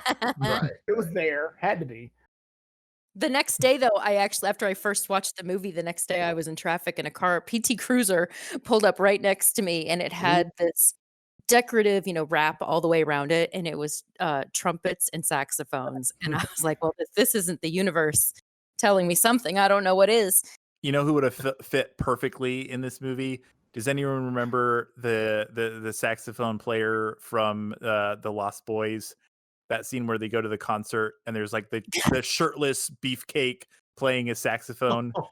Am I the only one who remembers this? Okay. Yes. No, that is one of the most disturbing sights I remember. Oh no! Okay. Okay, okay, let me preface this. I hate to go off on a tangent, but the last movie I went to see at the theater was The Lost Boys. They were like showing older movies, and I went to see it. Oh, thank God. I was afraid that was the last movie I you got to see during its first run. And I mean, I remember when it came on, I was like, oh my, I remember this scene now. And, I had blocked it. Oh, yeah, now I never. Yeah. I mean, I blocked it from my mind, but yeah, it came back. And, it's affected me negatively ever since, really. Speaking of cosplay ideas. Yeah. Oh. Now, who is that guy? Can I see some more of his saxophone work somewhere? We'll find some. We'll probably do a whole episode, not on the Lost Boys, but just on that one scene at some point. That would be great. I think there's a subreddit dedicated to him. So we should do a mini episode like the greatest sax scenes in film history. The greatest sax scenes. On the right track. This is how I react every time you guys send me ideas for podcasts. Well, no, yeah, we need a whole sax and violins podcast. Yeah. I think that sounds. I like this. Yeah, how do you bring it back? Yeah. Yeah. Well, the culmination is really that sandstorm scene, which one of my favorite. I mean, there's so many great shots in this film, but one of my favorite shots is where they're just about to go into it, and it's just that long shot of the sandstorm, which looks like it's about 2 miles high. Yeah. Yeah. It doesn't get into a lot of the post-apocalyptic stuff other than the fact that you're living in a wasteland, but I kind of always got the sense that this is kind of suggesting that nature has been perverted so much at this point that there even in a country like or the outback where they do have sandstorms, but this is probably like a common occurrence because they see this and they kind of know immediately what it is and they shouldn't go into it, but they have to chase Furiosa in there anyways. Is this the chase where we're having they're chasing them and they're shooting them with the harpoons and then the trucks immediately drop these things that drag it through the sand? That's the last. That's the end, the finale. Yeah. Really? But, yeah. Was that far? Okay. Yeah. Okay. I don't know. Yeah, I love that scene. I love the aesthetics where they're in the sandstorm and there's all this lightning and Nux is trying to maneuver over to the war rig and he's kind of when he goes kind of crazy and he's like emptying out all of the gasoline and everything, and he's basically going to suicide bomb them. Like you mentioned, Paul, I think the interesting thing about this film, we talk about the rhythm of the action scenes, but there really is a great rhythm to the balance between action and literally giving you a breather. And I think a lot of films try to have this structure because they'll have an action scene, but then they'll have a scene which is basically just boring exposition. And not that exposition is inherently boring, but a lot of films kind of inherently think that, okay, this is the structure that we need, but even when you get to a breather scene, it's very short-lived. So yeah, does anyone want to talk about the this fight scene or the women? It's great. It's it's slapstick and it gives you a chance to kind of catch a breather. It's funny that a fight scene would be a catch a breather scene, but it is. But it also lets you let out some steam because it's genuinely funny in that you have these multiple characters that are working against each other, with the result being that no one is efficiently achieving anything that they're after. Which is pretty cool. I love that they were fighting and Nux's body is being just like dragged around. Yeah. Yeah. And and you think Furiosa would have the kind of a little bit of a disadvantage here, but she definitely holds her own against Max. Yeah, a couple things I love about this scene. So we get another callback. Paul, I think you mentioned that there are a couple of callbacks or what could be callbacks. I actually have like a pretty long list. I don't know if I'll remember to mention all of them, but I almost want to go back and make like a video comparing this to some of the previous films, because we get the I love how his what? Oh, I think I know where you're going with it. Yeah, the shotgun shell. Yes, and it fizzes out just like the previous ones. Yeah, and then he still uses the shotgun as if it's loaded as well, like he did before. No, I think those are definite callbacks. They're definite. Yeah, so I love that that's his first inclination, and then I do love that this. I mean, we've already kind of established Furiosa as a character, but I actually like the fact that they don't really give you the full scope of what she's done until this scene occurs, and then Mhm. they very, very quickly establish her as someone who will do literally anything because she doesn't hesitate. I mean, she literally tries to shoot him in the head like twice in about a minute and a half in this scene, Oh and yeah. with zero hesitation. Yeah. I also love the scene where he comes around the corner and you see these beautiful women and they're just breathtaking and flawless, and all he can fixate on is the water that they're drinking. Yes, that's a great thing. Yeah, that's hey, Mm. listen. You can only live for 3 days without water. You can last a while without women. As you know from bitter experience. Oh yes. Well, I was impressed with the women's ability to stay so clean throughout the entire movie. Yeah. They're magical creatures. were- It's amazing. They don't fart. They don't get dirty. Their hair looks wonderful even in the apocalypse. You know, That's we're how just all blessed to be Australian among women them. are. That's all women are. They are magical creatures that have been left on this fetid earth, and we should just be thankful that they walk among us and occasionally deign to speak to us. Now, what do you have to say about this, Renee? Well, hey. I'm not lying. I have nothing to say.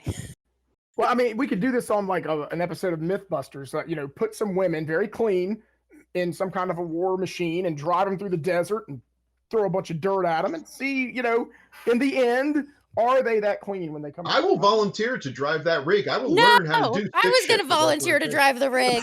Yeah. Oh, okay. We need Furiosa. Also, that sounds like You you're can come with describing the me. weirdest fetish video ever, but that's beside the point. Yeah, it's true. It does. Yeah. Oh, speaking of fetishes. Oh. Yes. Her, Yes. Her, yes. was her gas pedal a shoe sizer? I think so. Yeah. Yeah. Yeah, I Well, noticed that. Yeah.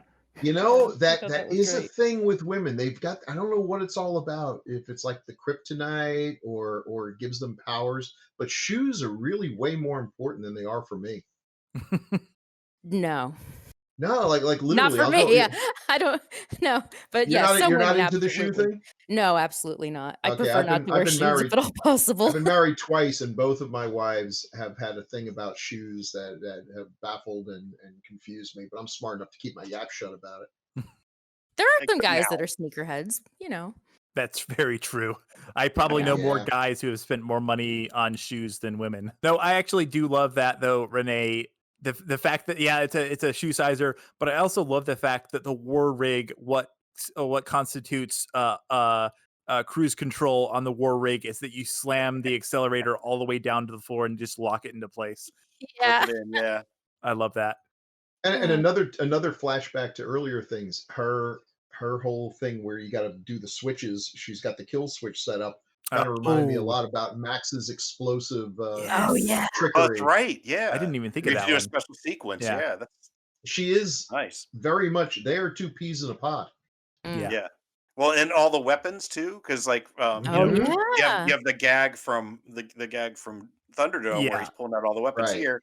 And he's like this, and then like a flare gun, and then of course he misses one, which is the shifter, which is the bone with the dagger in it. So That's the exact thing that I was going to mention because again, whether or not it's an intentional callback, I don't know, but if you do look at it as a callback, it's literally saying that Furiosa and Max are much, much more similar than they would probably like to believe. oh yeah. Probably the same way Tom and Charlize are. Probably. Oh, yeah. Even probably. during the fight before they get in the war rig, she has that one gun stashed on the side of the war rig and smashes the covering and takes it out too. Right. Yeah. So she even has one hidden there as well. I will say though, hiding a gun outside of your car vehicle is that seems risky to me. Somebody comes up and finds it, I don't know.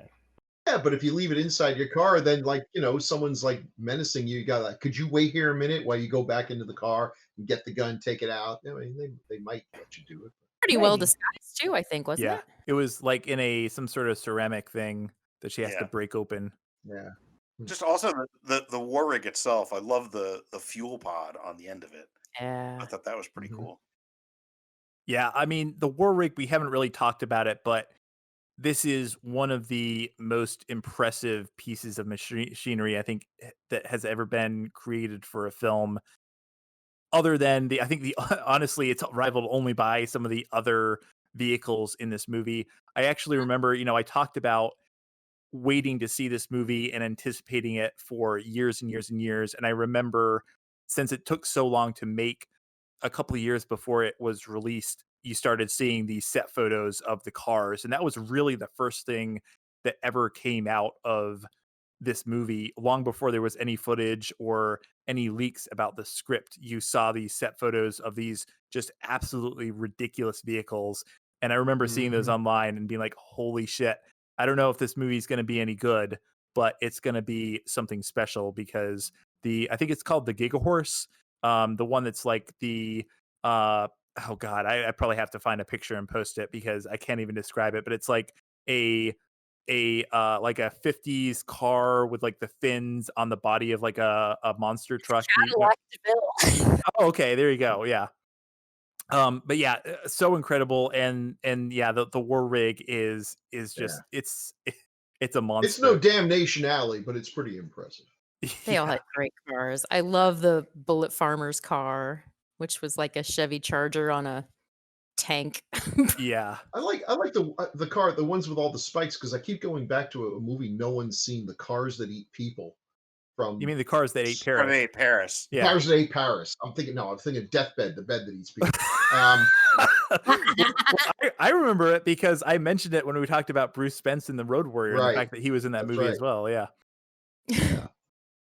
Well, of course you Oh wow, remember they it. really do, don't they? Yeah. Yeah. Well, we were talking about the cars. I was going to wait till we got to the bullet farmers and the Gastown people. But what's neat is the cars from the different towns there's different Personality. aesthetics to each of them, and so you can tell just from a glance. Oh, okay, these are the ones from the Citadel. These are the ones from Bullet Town. These are the ones from Gastown. So Bullet Farm, Gastown. So I mean, it's kind of neat just from a glance. You can tell, even though they're completely different vehicles within a town, they still have the same aesthetic, and their warriors all have Mhm. the same aesthetic. So it's really kind of neat that you can differentiate those, which I just love. It'd be better if the world were that way. Like every country had its own car aesthetic, and you could identify it's like just by looking at the car, as opposed to now it's just like, oh, look at that. He works in a factory, and on their weekends he goes and places there's mud. And this guy is a high school teacher, and he's very concerned about gas mileage. They all look like boxes, shoe boxes with wheels on them. The funny thing about Which, the Bullet Farmer's car is it looks so badass and it looks like the sort of mm, vehicle that would actually be perfect for this environment. Apparently not so much. Apparently it was not mechanically stable and it was constantly breaking down and they were constantly having to like tear it down and rebuild it practically every day. So, yeah. hey, Oh, look, some of us are willing to sacrifice comfort for style. I mean, functionality is not everything. I got two words for you: high heels. and so that's why I don't have a shoe thing. Well, But what if the heels were bullets? Well, then I would change my ooh, Yeah. mind. oh yeah. Another thing I love about the kind of the motif is all of the like the kind of skeleton motif, and I love the fact that the war rig has that skeletal pointing arm on the door. Yeah. Yeah. It's just so many small details in this. Like you can tell that all of the vehicles were not just operational, but someone spent a lot of time on these things. I felt that was very custom to her, obviously, because of the arm situation. Oh yeah, that's interesting. Yeah, Oh, I didn't even think of Yeah, that. that's what I took it as. I took it Yeah. as it was her Right. lost arm, basically. Oh, interesting. That's how she actually lost it. She had it hanging out when she drove too close to like the Wendy's takeout window, and There's a thing where clearly that couldn't have been achieved until recently. The ability for them to, again, think of Grindhouse or Forrest Gump or this movie, the Yeah. ability to make a fully limbed actor look like they are actually missing a limb without it looking like bad Invisible Man green screen effects is kind of amazing when you think about it. The tricks that you have to pull to get that to work. But yeah, they nailed it. I never once thought that her arm looked fake or funny. There were a few times where clearly the shot was framed that we didn't have to show her arm, thereby saving us a little bit of effects. But when she had it off, it looked good. And Bill, Very I'll be impressive. nice and I won't point out that Forrest Gump was 27 years ago. So Wow. I won't point that out. So Good point. Well, Good and point. that was one of the things that You're surprised right. me about the arm thing. Now, maybe it's extremely easy to do, but to me, that's like a part of the plot where it was like, hey, why don't we just make her have a full arm so that we don't have to worry about, making it look like she doesn't. But maybe it's really easy. Maybe it's just like you just put on a green Oh, glove and you're done. that's it's what not she was. That's easy. basic. Yeah. It's not easy, but it's certainly more doable. I mean, I mentioned Forrest Gump, and fair enough, because I remember that was a scene that kind of blew people away, but it was a much simpler. The framing of that was a much simpler shot from what they do now. I mean, now they had an entire movie where The Rock had a prosthetic leg and everything, and you think, wow, that is a lot. Virtually every scene with the lead actor is a special effects shot because True. Yeah. because of this, and it has gotten easier, but it's very effective, really well done, and I think it was a good choice. It instantly made her a badass. The fact that she has lost an arm. This is, by anyone's definition, probably one of the worst days of your life and everything, but it doesn't seem to have affected her any. She's still an incredible badass. Look at the respect and the deference that the people with her give her. She just decides, oh, I'm just taking this off the road and going in a completely insane direction. They're like, what's going on? Change your plans. She doesn't explain anything. They're just like, okay, change your plans. Moving on. We got the boss said so.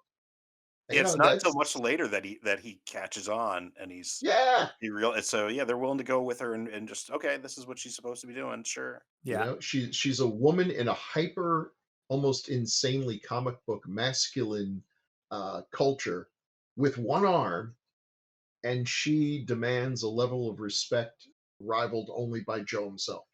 All right, how do you get that way? Well, see, now I'm arguing that the prequel actually may be more interesting than I gave it credit for. Ha! He's talked himself into being I've interested. talked myself There you into go. I've talked How to myself become into an buying a appearance ticket artist. on opening night, like I Yeah. wasn't there already. Yeah. Yeah.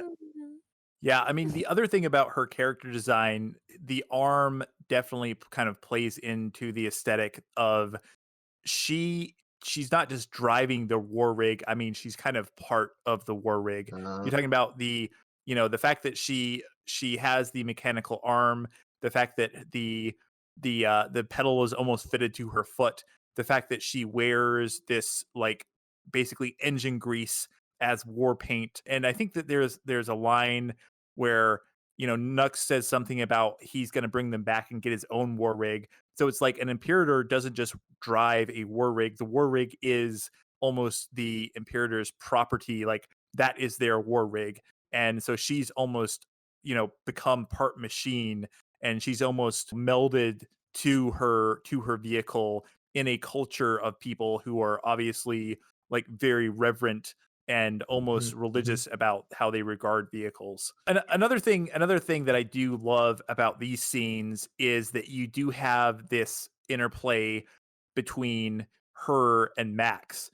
And, like you were talking about the hyper masculinity of this culture. And that's one thing that I kind of like about Max is that he's obviously very rough. He's obviously supposed to be this kind of badass, but he never comes off as this hyper masculine character. And Right. really, I mean, he's literally running for his life, and he's desperately trying to get this vehicle going. And then, when he realizes that he needs her, there's this interplay of, I guess, respect, because obviously he could have just shot her in the head and walked away, but he didn't. He's obviously begrudgingly allowed the other women to get on. And he's now, I mean, he's holding a gun on her, but I think they kind of realize that they're kind of in this together, and they do kind of have to work together if they want to get away from this greater evil in Immortan Joe. Yeah. And just actually going back to the working together, uh, what I do like though is at first he's like, "No, I'm taking the work and I'm just getting the Right, fuck out right, of here." And he drives off. It's after he realizes he can't. That he's like that he does actually need her. So it's right. not like he's like, "Oh, now we'll all run off together." And he's like, "No, fuck you. I'm taking the work and I'm out of Exactly. here." And Which- she's like, Yeah. "Ah, you know." Which kind of goes back to what we talked about about the Road Warrior, where he is a reluctant hero to the point where he is almost not a hero until he's forced to be, until circumstances say that there's literally no other way out than Yeah. to do something that might otherwise be considered heroic if you were just doing it out of the goodness of your heart. But no, he's just doing Mhm. it because it's the only option he has. And then I think I talked before about, like, I think Charlize Theron's performance is incredible in this. I think she does a lot with just like non-verbal performance. And I think the one moment that you kind of realize that her opinion of him has changed. Obviously, like, they've only been together for a few minutes, but the scene where the fuel pod, the brakes give out, and she's going to go out and fix it, and he's like, no, I'll go. And she kind of gives him this look that's almost surprised, Right. because it almost puts him in a vulnerable situation, because then he doesn't know, what she's doing when he's gone. You're right. She's really good with the nonverbal. She's an excellent actress. Mhm. And a chameleon. One of those actresses. Yes. And again, I'm a big fan of, and I've said this before, I'm a big fan of the old school actors where, James Cagney was James Cagney in every single role he played, good guy, bad guy, whatever. I like that. I like that style of acting that you don't see very much of other than Christopher Walken these days. But there's a lot to be said for these actors like Charlize, who can just, you saw her in Monster. It's like, what? She's willing and able to transform herself into a beautiful woman, a kick-ass action star, or a relatively unattractive serial killer, and do an amazing job. She is a great actress. Yeah. I used to know someone who, I've actually never seen Monster, but I knew someone who basically refused to ever watch it again because she said that she was so disturbed by her performance in that movie. Hmm. And I think she, also, as a tribute to her acting, I think she very well captured the actual person who, Mhm. we have video of, and you can see just the deadness in this person's eyes and everything. She really did capture that, and I thought she did a great job. I did not find her portrayal to be sympathetic. Some people sort of did. I didn't feel that at all, but I think she did a good job of showing why this person is the way they are. Monster. I mean, the monster is almost ironic in the sense that this is a human being, but it's a seriously messed up human being that has no reason, or there's no justification for what she is. But still, in all, to show it, I think that just takes. It's so easy to just play an evil character as evil, and just they're sick, they're twisted, there's nothing to them. But to be able to show that the characters themselves don't think themselves as evil, that to be able to show that is just takes a lot of talent, and she's got it. I mean, I don't know if this is not the kind of performance that gets you Academy Award nominations. As I say that, did she get nominated for the Academy Award? Did any actors get nominated in this? I don't think I'm she was thinking, nominated for this now. yeah, I mean, this is not the kind of film that they give nominations for, because the spectacle of it is what really sells the film. But you take this exact same film and you cast it with a bunch of people that try to do Battlefield Earth, and it's not going to be it's not going to be any good. You can ruin. There's so many ways you can ruin a movie. Mm. It's always a miracle when it goes well. I've had this argument with people, like they say, it's a lot easier to write a great book than to make a great movie. And I've had people just about throw things at me when I say that. And I don't even understand where they're coming from. It takes one person to write a great novel, a really good writer. To make a really great movie, you need that. and a bunch of other things where if at any point there's a weak link in this chain, the whole thing comes apart. You know, you got everything going for you. Great script, great actors, great directors, and the freaking best boy falls down on the job. I have no idea what the best boy actually does, but it's got to be pretty important, you know? He's the best boy. Well, the best boy does something with like electricity, so if he falls down, you're probably then we can't see anything. The lighting doesn't work, and the thing is underlit and dark. Okay, so there you go. My point stands. Just for the record, if professional editors are listening to this podcast, Bill's opinion does not reflect my own. I appreciate what you do. Anyways, he said all it takes is a good writer to write a good fucking. So George Miller's wife is probably No, sorry, editors. No, he's thinking editor. Literature editors. He's thinking of the people who like, thinking of the people who like look at my novels and say, "Hey, Bill, you used the same word like 3 times in 3 subsequent paragraphs. Makes you look like a moron. Get a thesaurus, idiot." Yeah, those people actually are very valuable. Okay, so two people. It takes two people to make a really good novel. Yeah. So I will. So back to the movie. Oh no. Well, yeah, back to the movie. I was also gonna point out, though. Of course, I think that most people know Charlize Theron from her breakout role in Return of the Corn 3: Urban Harvest. She was definitely still one of her best performances. Almost as good as this. What role did she play in that? Was she creepy kid number 7? I think so. She was the corn. Yeah, she played the corn. Yeah. She probably went to lunch with Jennifer Aniston. Like, what are you doing? Oh, I'm making a goddamn Leprechaun 3 or something, and like a Children of the Corn. We're never gonna make it. Yeah. So, anyways, back to Mad Max Fury Road. I don't know if you guys have seen this one, but it's a good one. Yeah, I love the interplay between them.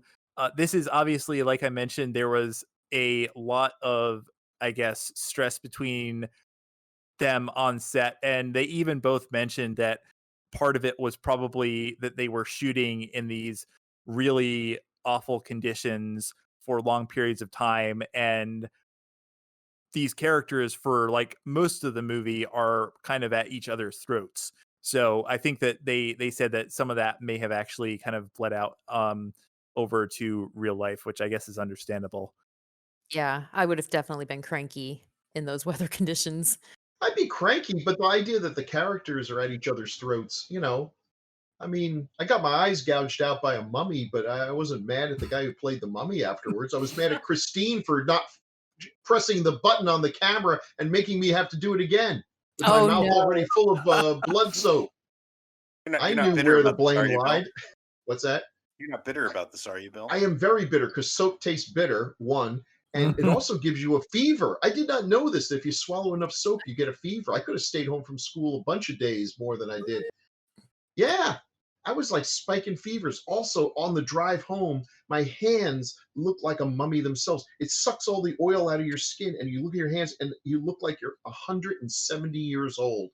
Well, could it also have been that those eyebrows were at once at the bottom of a 90-year-old elevator shaft before you put them in your mouth? That's true, but only that could also be why you had the fever. Only a fool would go down that aforementioned shaft to rescue those eyes in the middle of the night. In the middle of the night, you knew you were going to put them in your mouth. That's why I went and got them. Yeah. Anyways, welcome back. We're talking about 2000. Welcome back. Road, directed by George Miller, which had slightly more of a budget than Blood of the Mummy, so they probably didn't do all these things. And yet they had a craft service table with shrimp, and they were still at each other's throats. I brought donuts. You did bring donuts, and we maybe they didn't have a donut guy. You know, that's true. We never talk about the craft services in these movies, Zach. We might want to bring that in. Like, really good food. I do. We're off the rails. I do wonder what sort of craft services they could have had, because if you watch the videos, they basically had a base camp in the middle of a billion miles of desert, and so it wasn't like they're shooting on a Hollywood lot, and they could have nice hot catered lunches every day. So, two-headed lizard on a stick. Lizard on a stick every night. Yeah. Which I think is pretty much what they usually eat in Australia anyway, so it's probably not that different. So yeah, moving on. Let's talk about the canyon scene. This is another breather here, but not a long one, because we now find out that Furiosa has struck some sort of deal with, I don't know if they're named, but basically the canyon people, the canyon dirt bikers, who are going to let her pass through and also blow the land bridge to prevent anyone from pursuing her. Yeah, those guys were cool. They were cool, but boy, you know, they didn't learn that when they go jumping through the air at the truck, they're just going to get picked off like Duck Hunt. And the other thing, I mean, they're Because kind they of don't a have Duck one-trick Hunt. pony. Yeah, They're kind of a one-trick pony, right? Okay, so yeah, if I mean, all they control is passage through this canyon. If you could get around the canyon, they would be useless. And also, if you know, if we can't pay you, we will just shoot you down. So, you know, I mean, they're not going to get anybody else to pay them for passage through the canyon. They're just going to say, we can take you, and they're going to shoot you as you jump over their rig, right? I think that's the thing, is they're basically scavengers. I don't think they usually made deals with somebody. I think that was what was unusual, is that Furiosa had made a deal with them. I think they usually were scavengers who would just pick off people when they went through the canyons. And it's like the sand people in Star Wars. They're not always picking off everybody. They're getting people occasionally. And so it's just a danger of going through that area. No one would go through it that often, is how I kind of took it. And I don't know if you noticed, when they were jumping over the war rig, they're throwing fire bombs into it. So it's not just, we're jumping over it. We're jumping over and throw bomb. Oh, well, yeah, right. So what was interesting is they went and picked like the best dirt bikes people in Australia and said, what stunts can you do? What can you do? And they said, okay, you can do this. All right, we'll work that as a gag into what this character is going to do in the movie, which I thought that was kind of neat. And they really are like jumping over this thing as it's driving, which is just insane, if you ask me. Yeah, I think these are basically hill people, right? And the reason that they're all on dirt bikes, obviously, is because they live in the hills, and this is basically, you know, they're like we were saying, like each group kind of has a different aesthetic and a different type of vehicle, and obviously they're just on dirt bikes because they're kind of, you know, tooling around the hills and not necessarily out in the plains. The one thing that I really, really love about this whole thing is that we get some more Nux, and the fact that he basically convinces Immortan Joe to bring him on, and he's so excited that Joe is going to let him ride with him. And then when we get to when they catch up with the war rig, and he's telling Joe, like, I know how to get in there. I know that, like, you know, I know the way into the war rig. And, you know, he gives him his gun, and he's so excited. He sprays his face personally, and then he jumps on to the thing, and he immediately gets snagged and falls down. Yeah. Mediocre. Oh, so good. That is, there's that actually had a personal ring to it for me. Oh God. When I was in fifth grade, my teacher was Miss Porter, and she was the terror of Ritchie Park Elementary School. And we always and one day when the rest of the class had to go to choir practice, because she made us all to choir practice, so she had time of her own. She made me stay behind. There was like one or two other kids staying behind taking a test. She called me up to her desk, and she held out the paperwork, or my homework. And actually, when homework, it was classwork. We had to watch a film strip every day and take notes and write it up. Well, I was always too lazy to write it up. So she looked at me and she's like, "This work is mediocre." Interesting enough, she kind of looked a little bit like Immortan Joe. She goes, "This work's a mediocre." And of course, I being in fifth grade, I didn't quite know what mediocre meant at the time. I knew it was bad. And but I didn't want to cry. From the tone that it wasn't a compliment. compliment. Right. And I didn't want to cry because Robbie Stahl was taking the test right behind me, and he'd see it. God. So I did the only thing I could do, which is I threw up on her desk.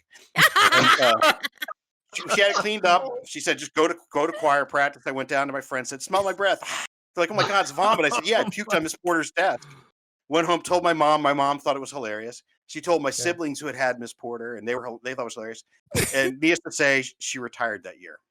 Oh, that's amazing. Wow. So done. Having him yell mediocre really kind of like brought me back and hit me hard. It reminded Paul of his childhood. Yeah, it did. It reminded me of my childhood. That must have been really awkward when you threw up right in the movie theater on everyone who was in front of you. Yeah. No, I kind of held it in, but you know, let's pour one out for Miss Porter, because clearly that just did her in. The epitome of evil at your middle school. That's awesome. She Miss was. Porter. She was known for just being like really mean, and I Oh can say yeah, because yeah. she's Wow, been dead wow. for decades, so that's what Listen, telling a kid their work by your own confession, too lazy to follow a film strip, calling it mediocre was a compliment. She was trying to build your self-esteem, frankly, far No. more than it deserved. She just did it out of pure spite and hatred. So Oh. Mediocre is the mildest of rebukes. not when you're in I bet- 5th grade.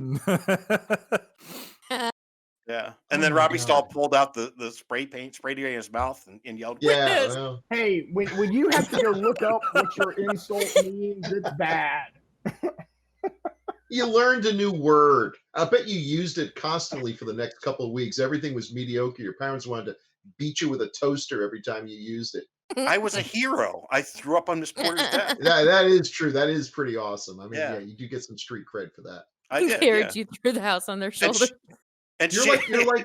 You're like Flounder from Animal House. You threw up on Exactly. Dean Wormer's desk. As soon as when I saw that, which my mom took me to when I was in 6th grade, when I saw that, I was like, "Oh my God, it's me on Miss Porter throwing up on Miss Porter." So yeah, So you were this little innocent waif in 5th grade who couldn't handle mediocre, and your mom is taking you to Animal House 1 year later? First of all, you got the coolest mom on earth.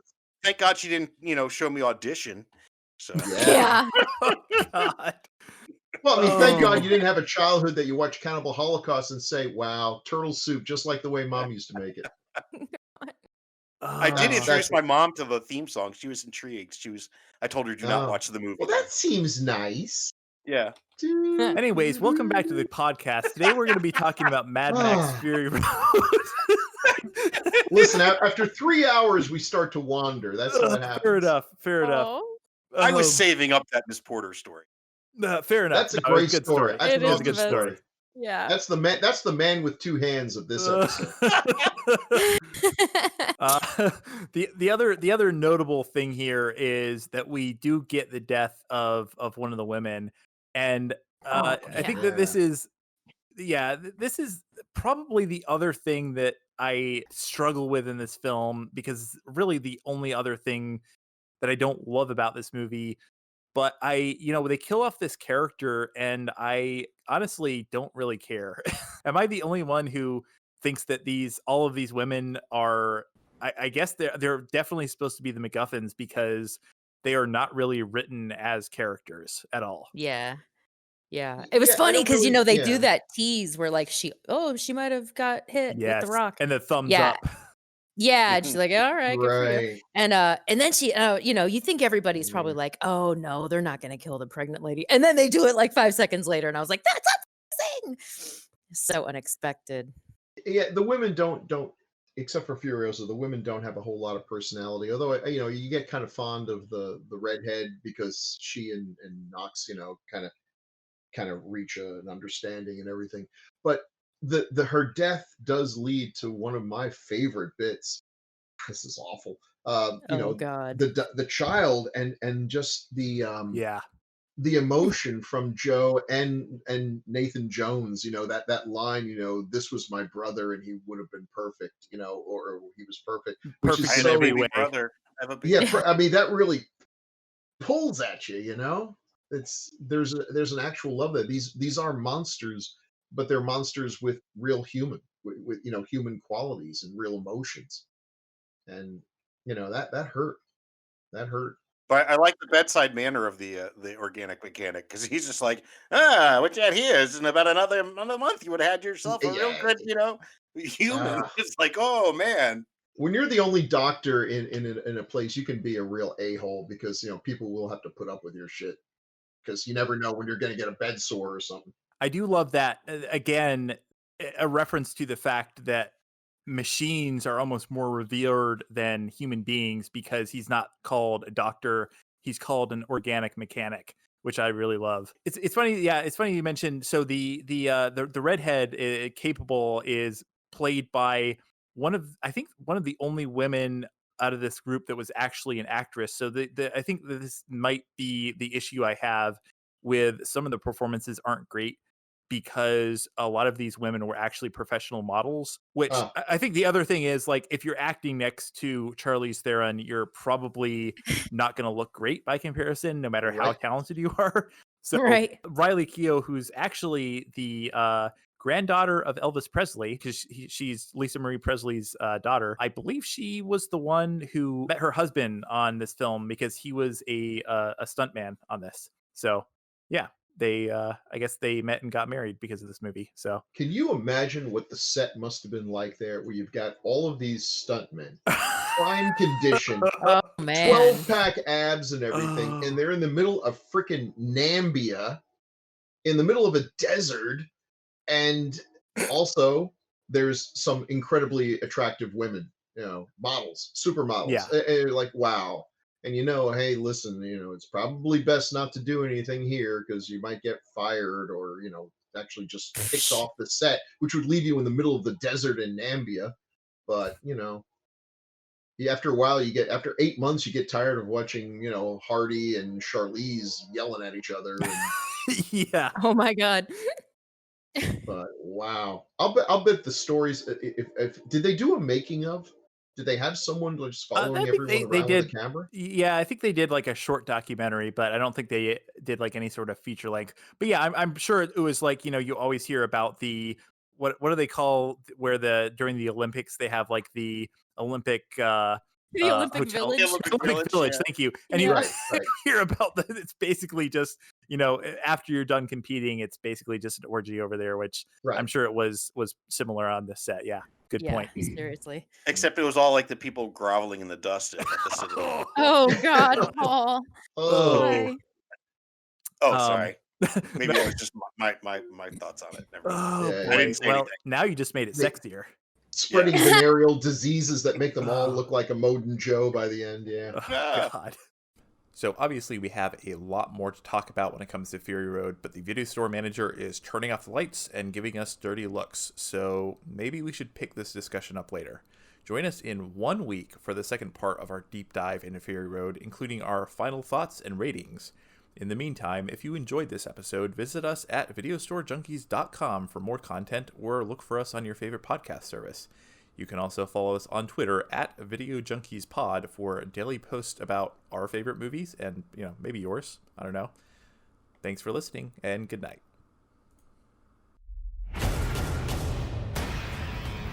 Want to get through this? Let's go.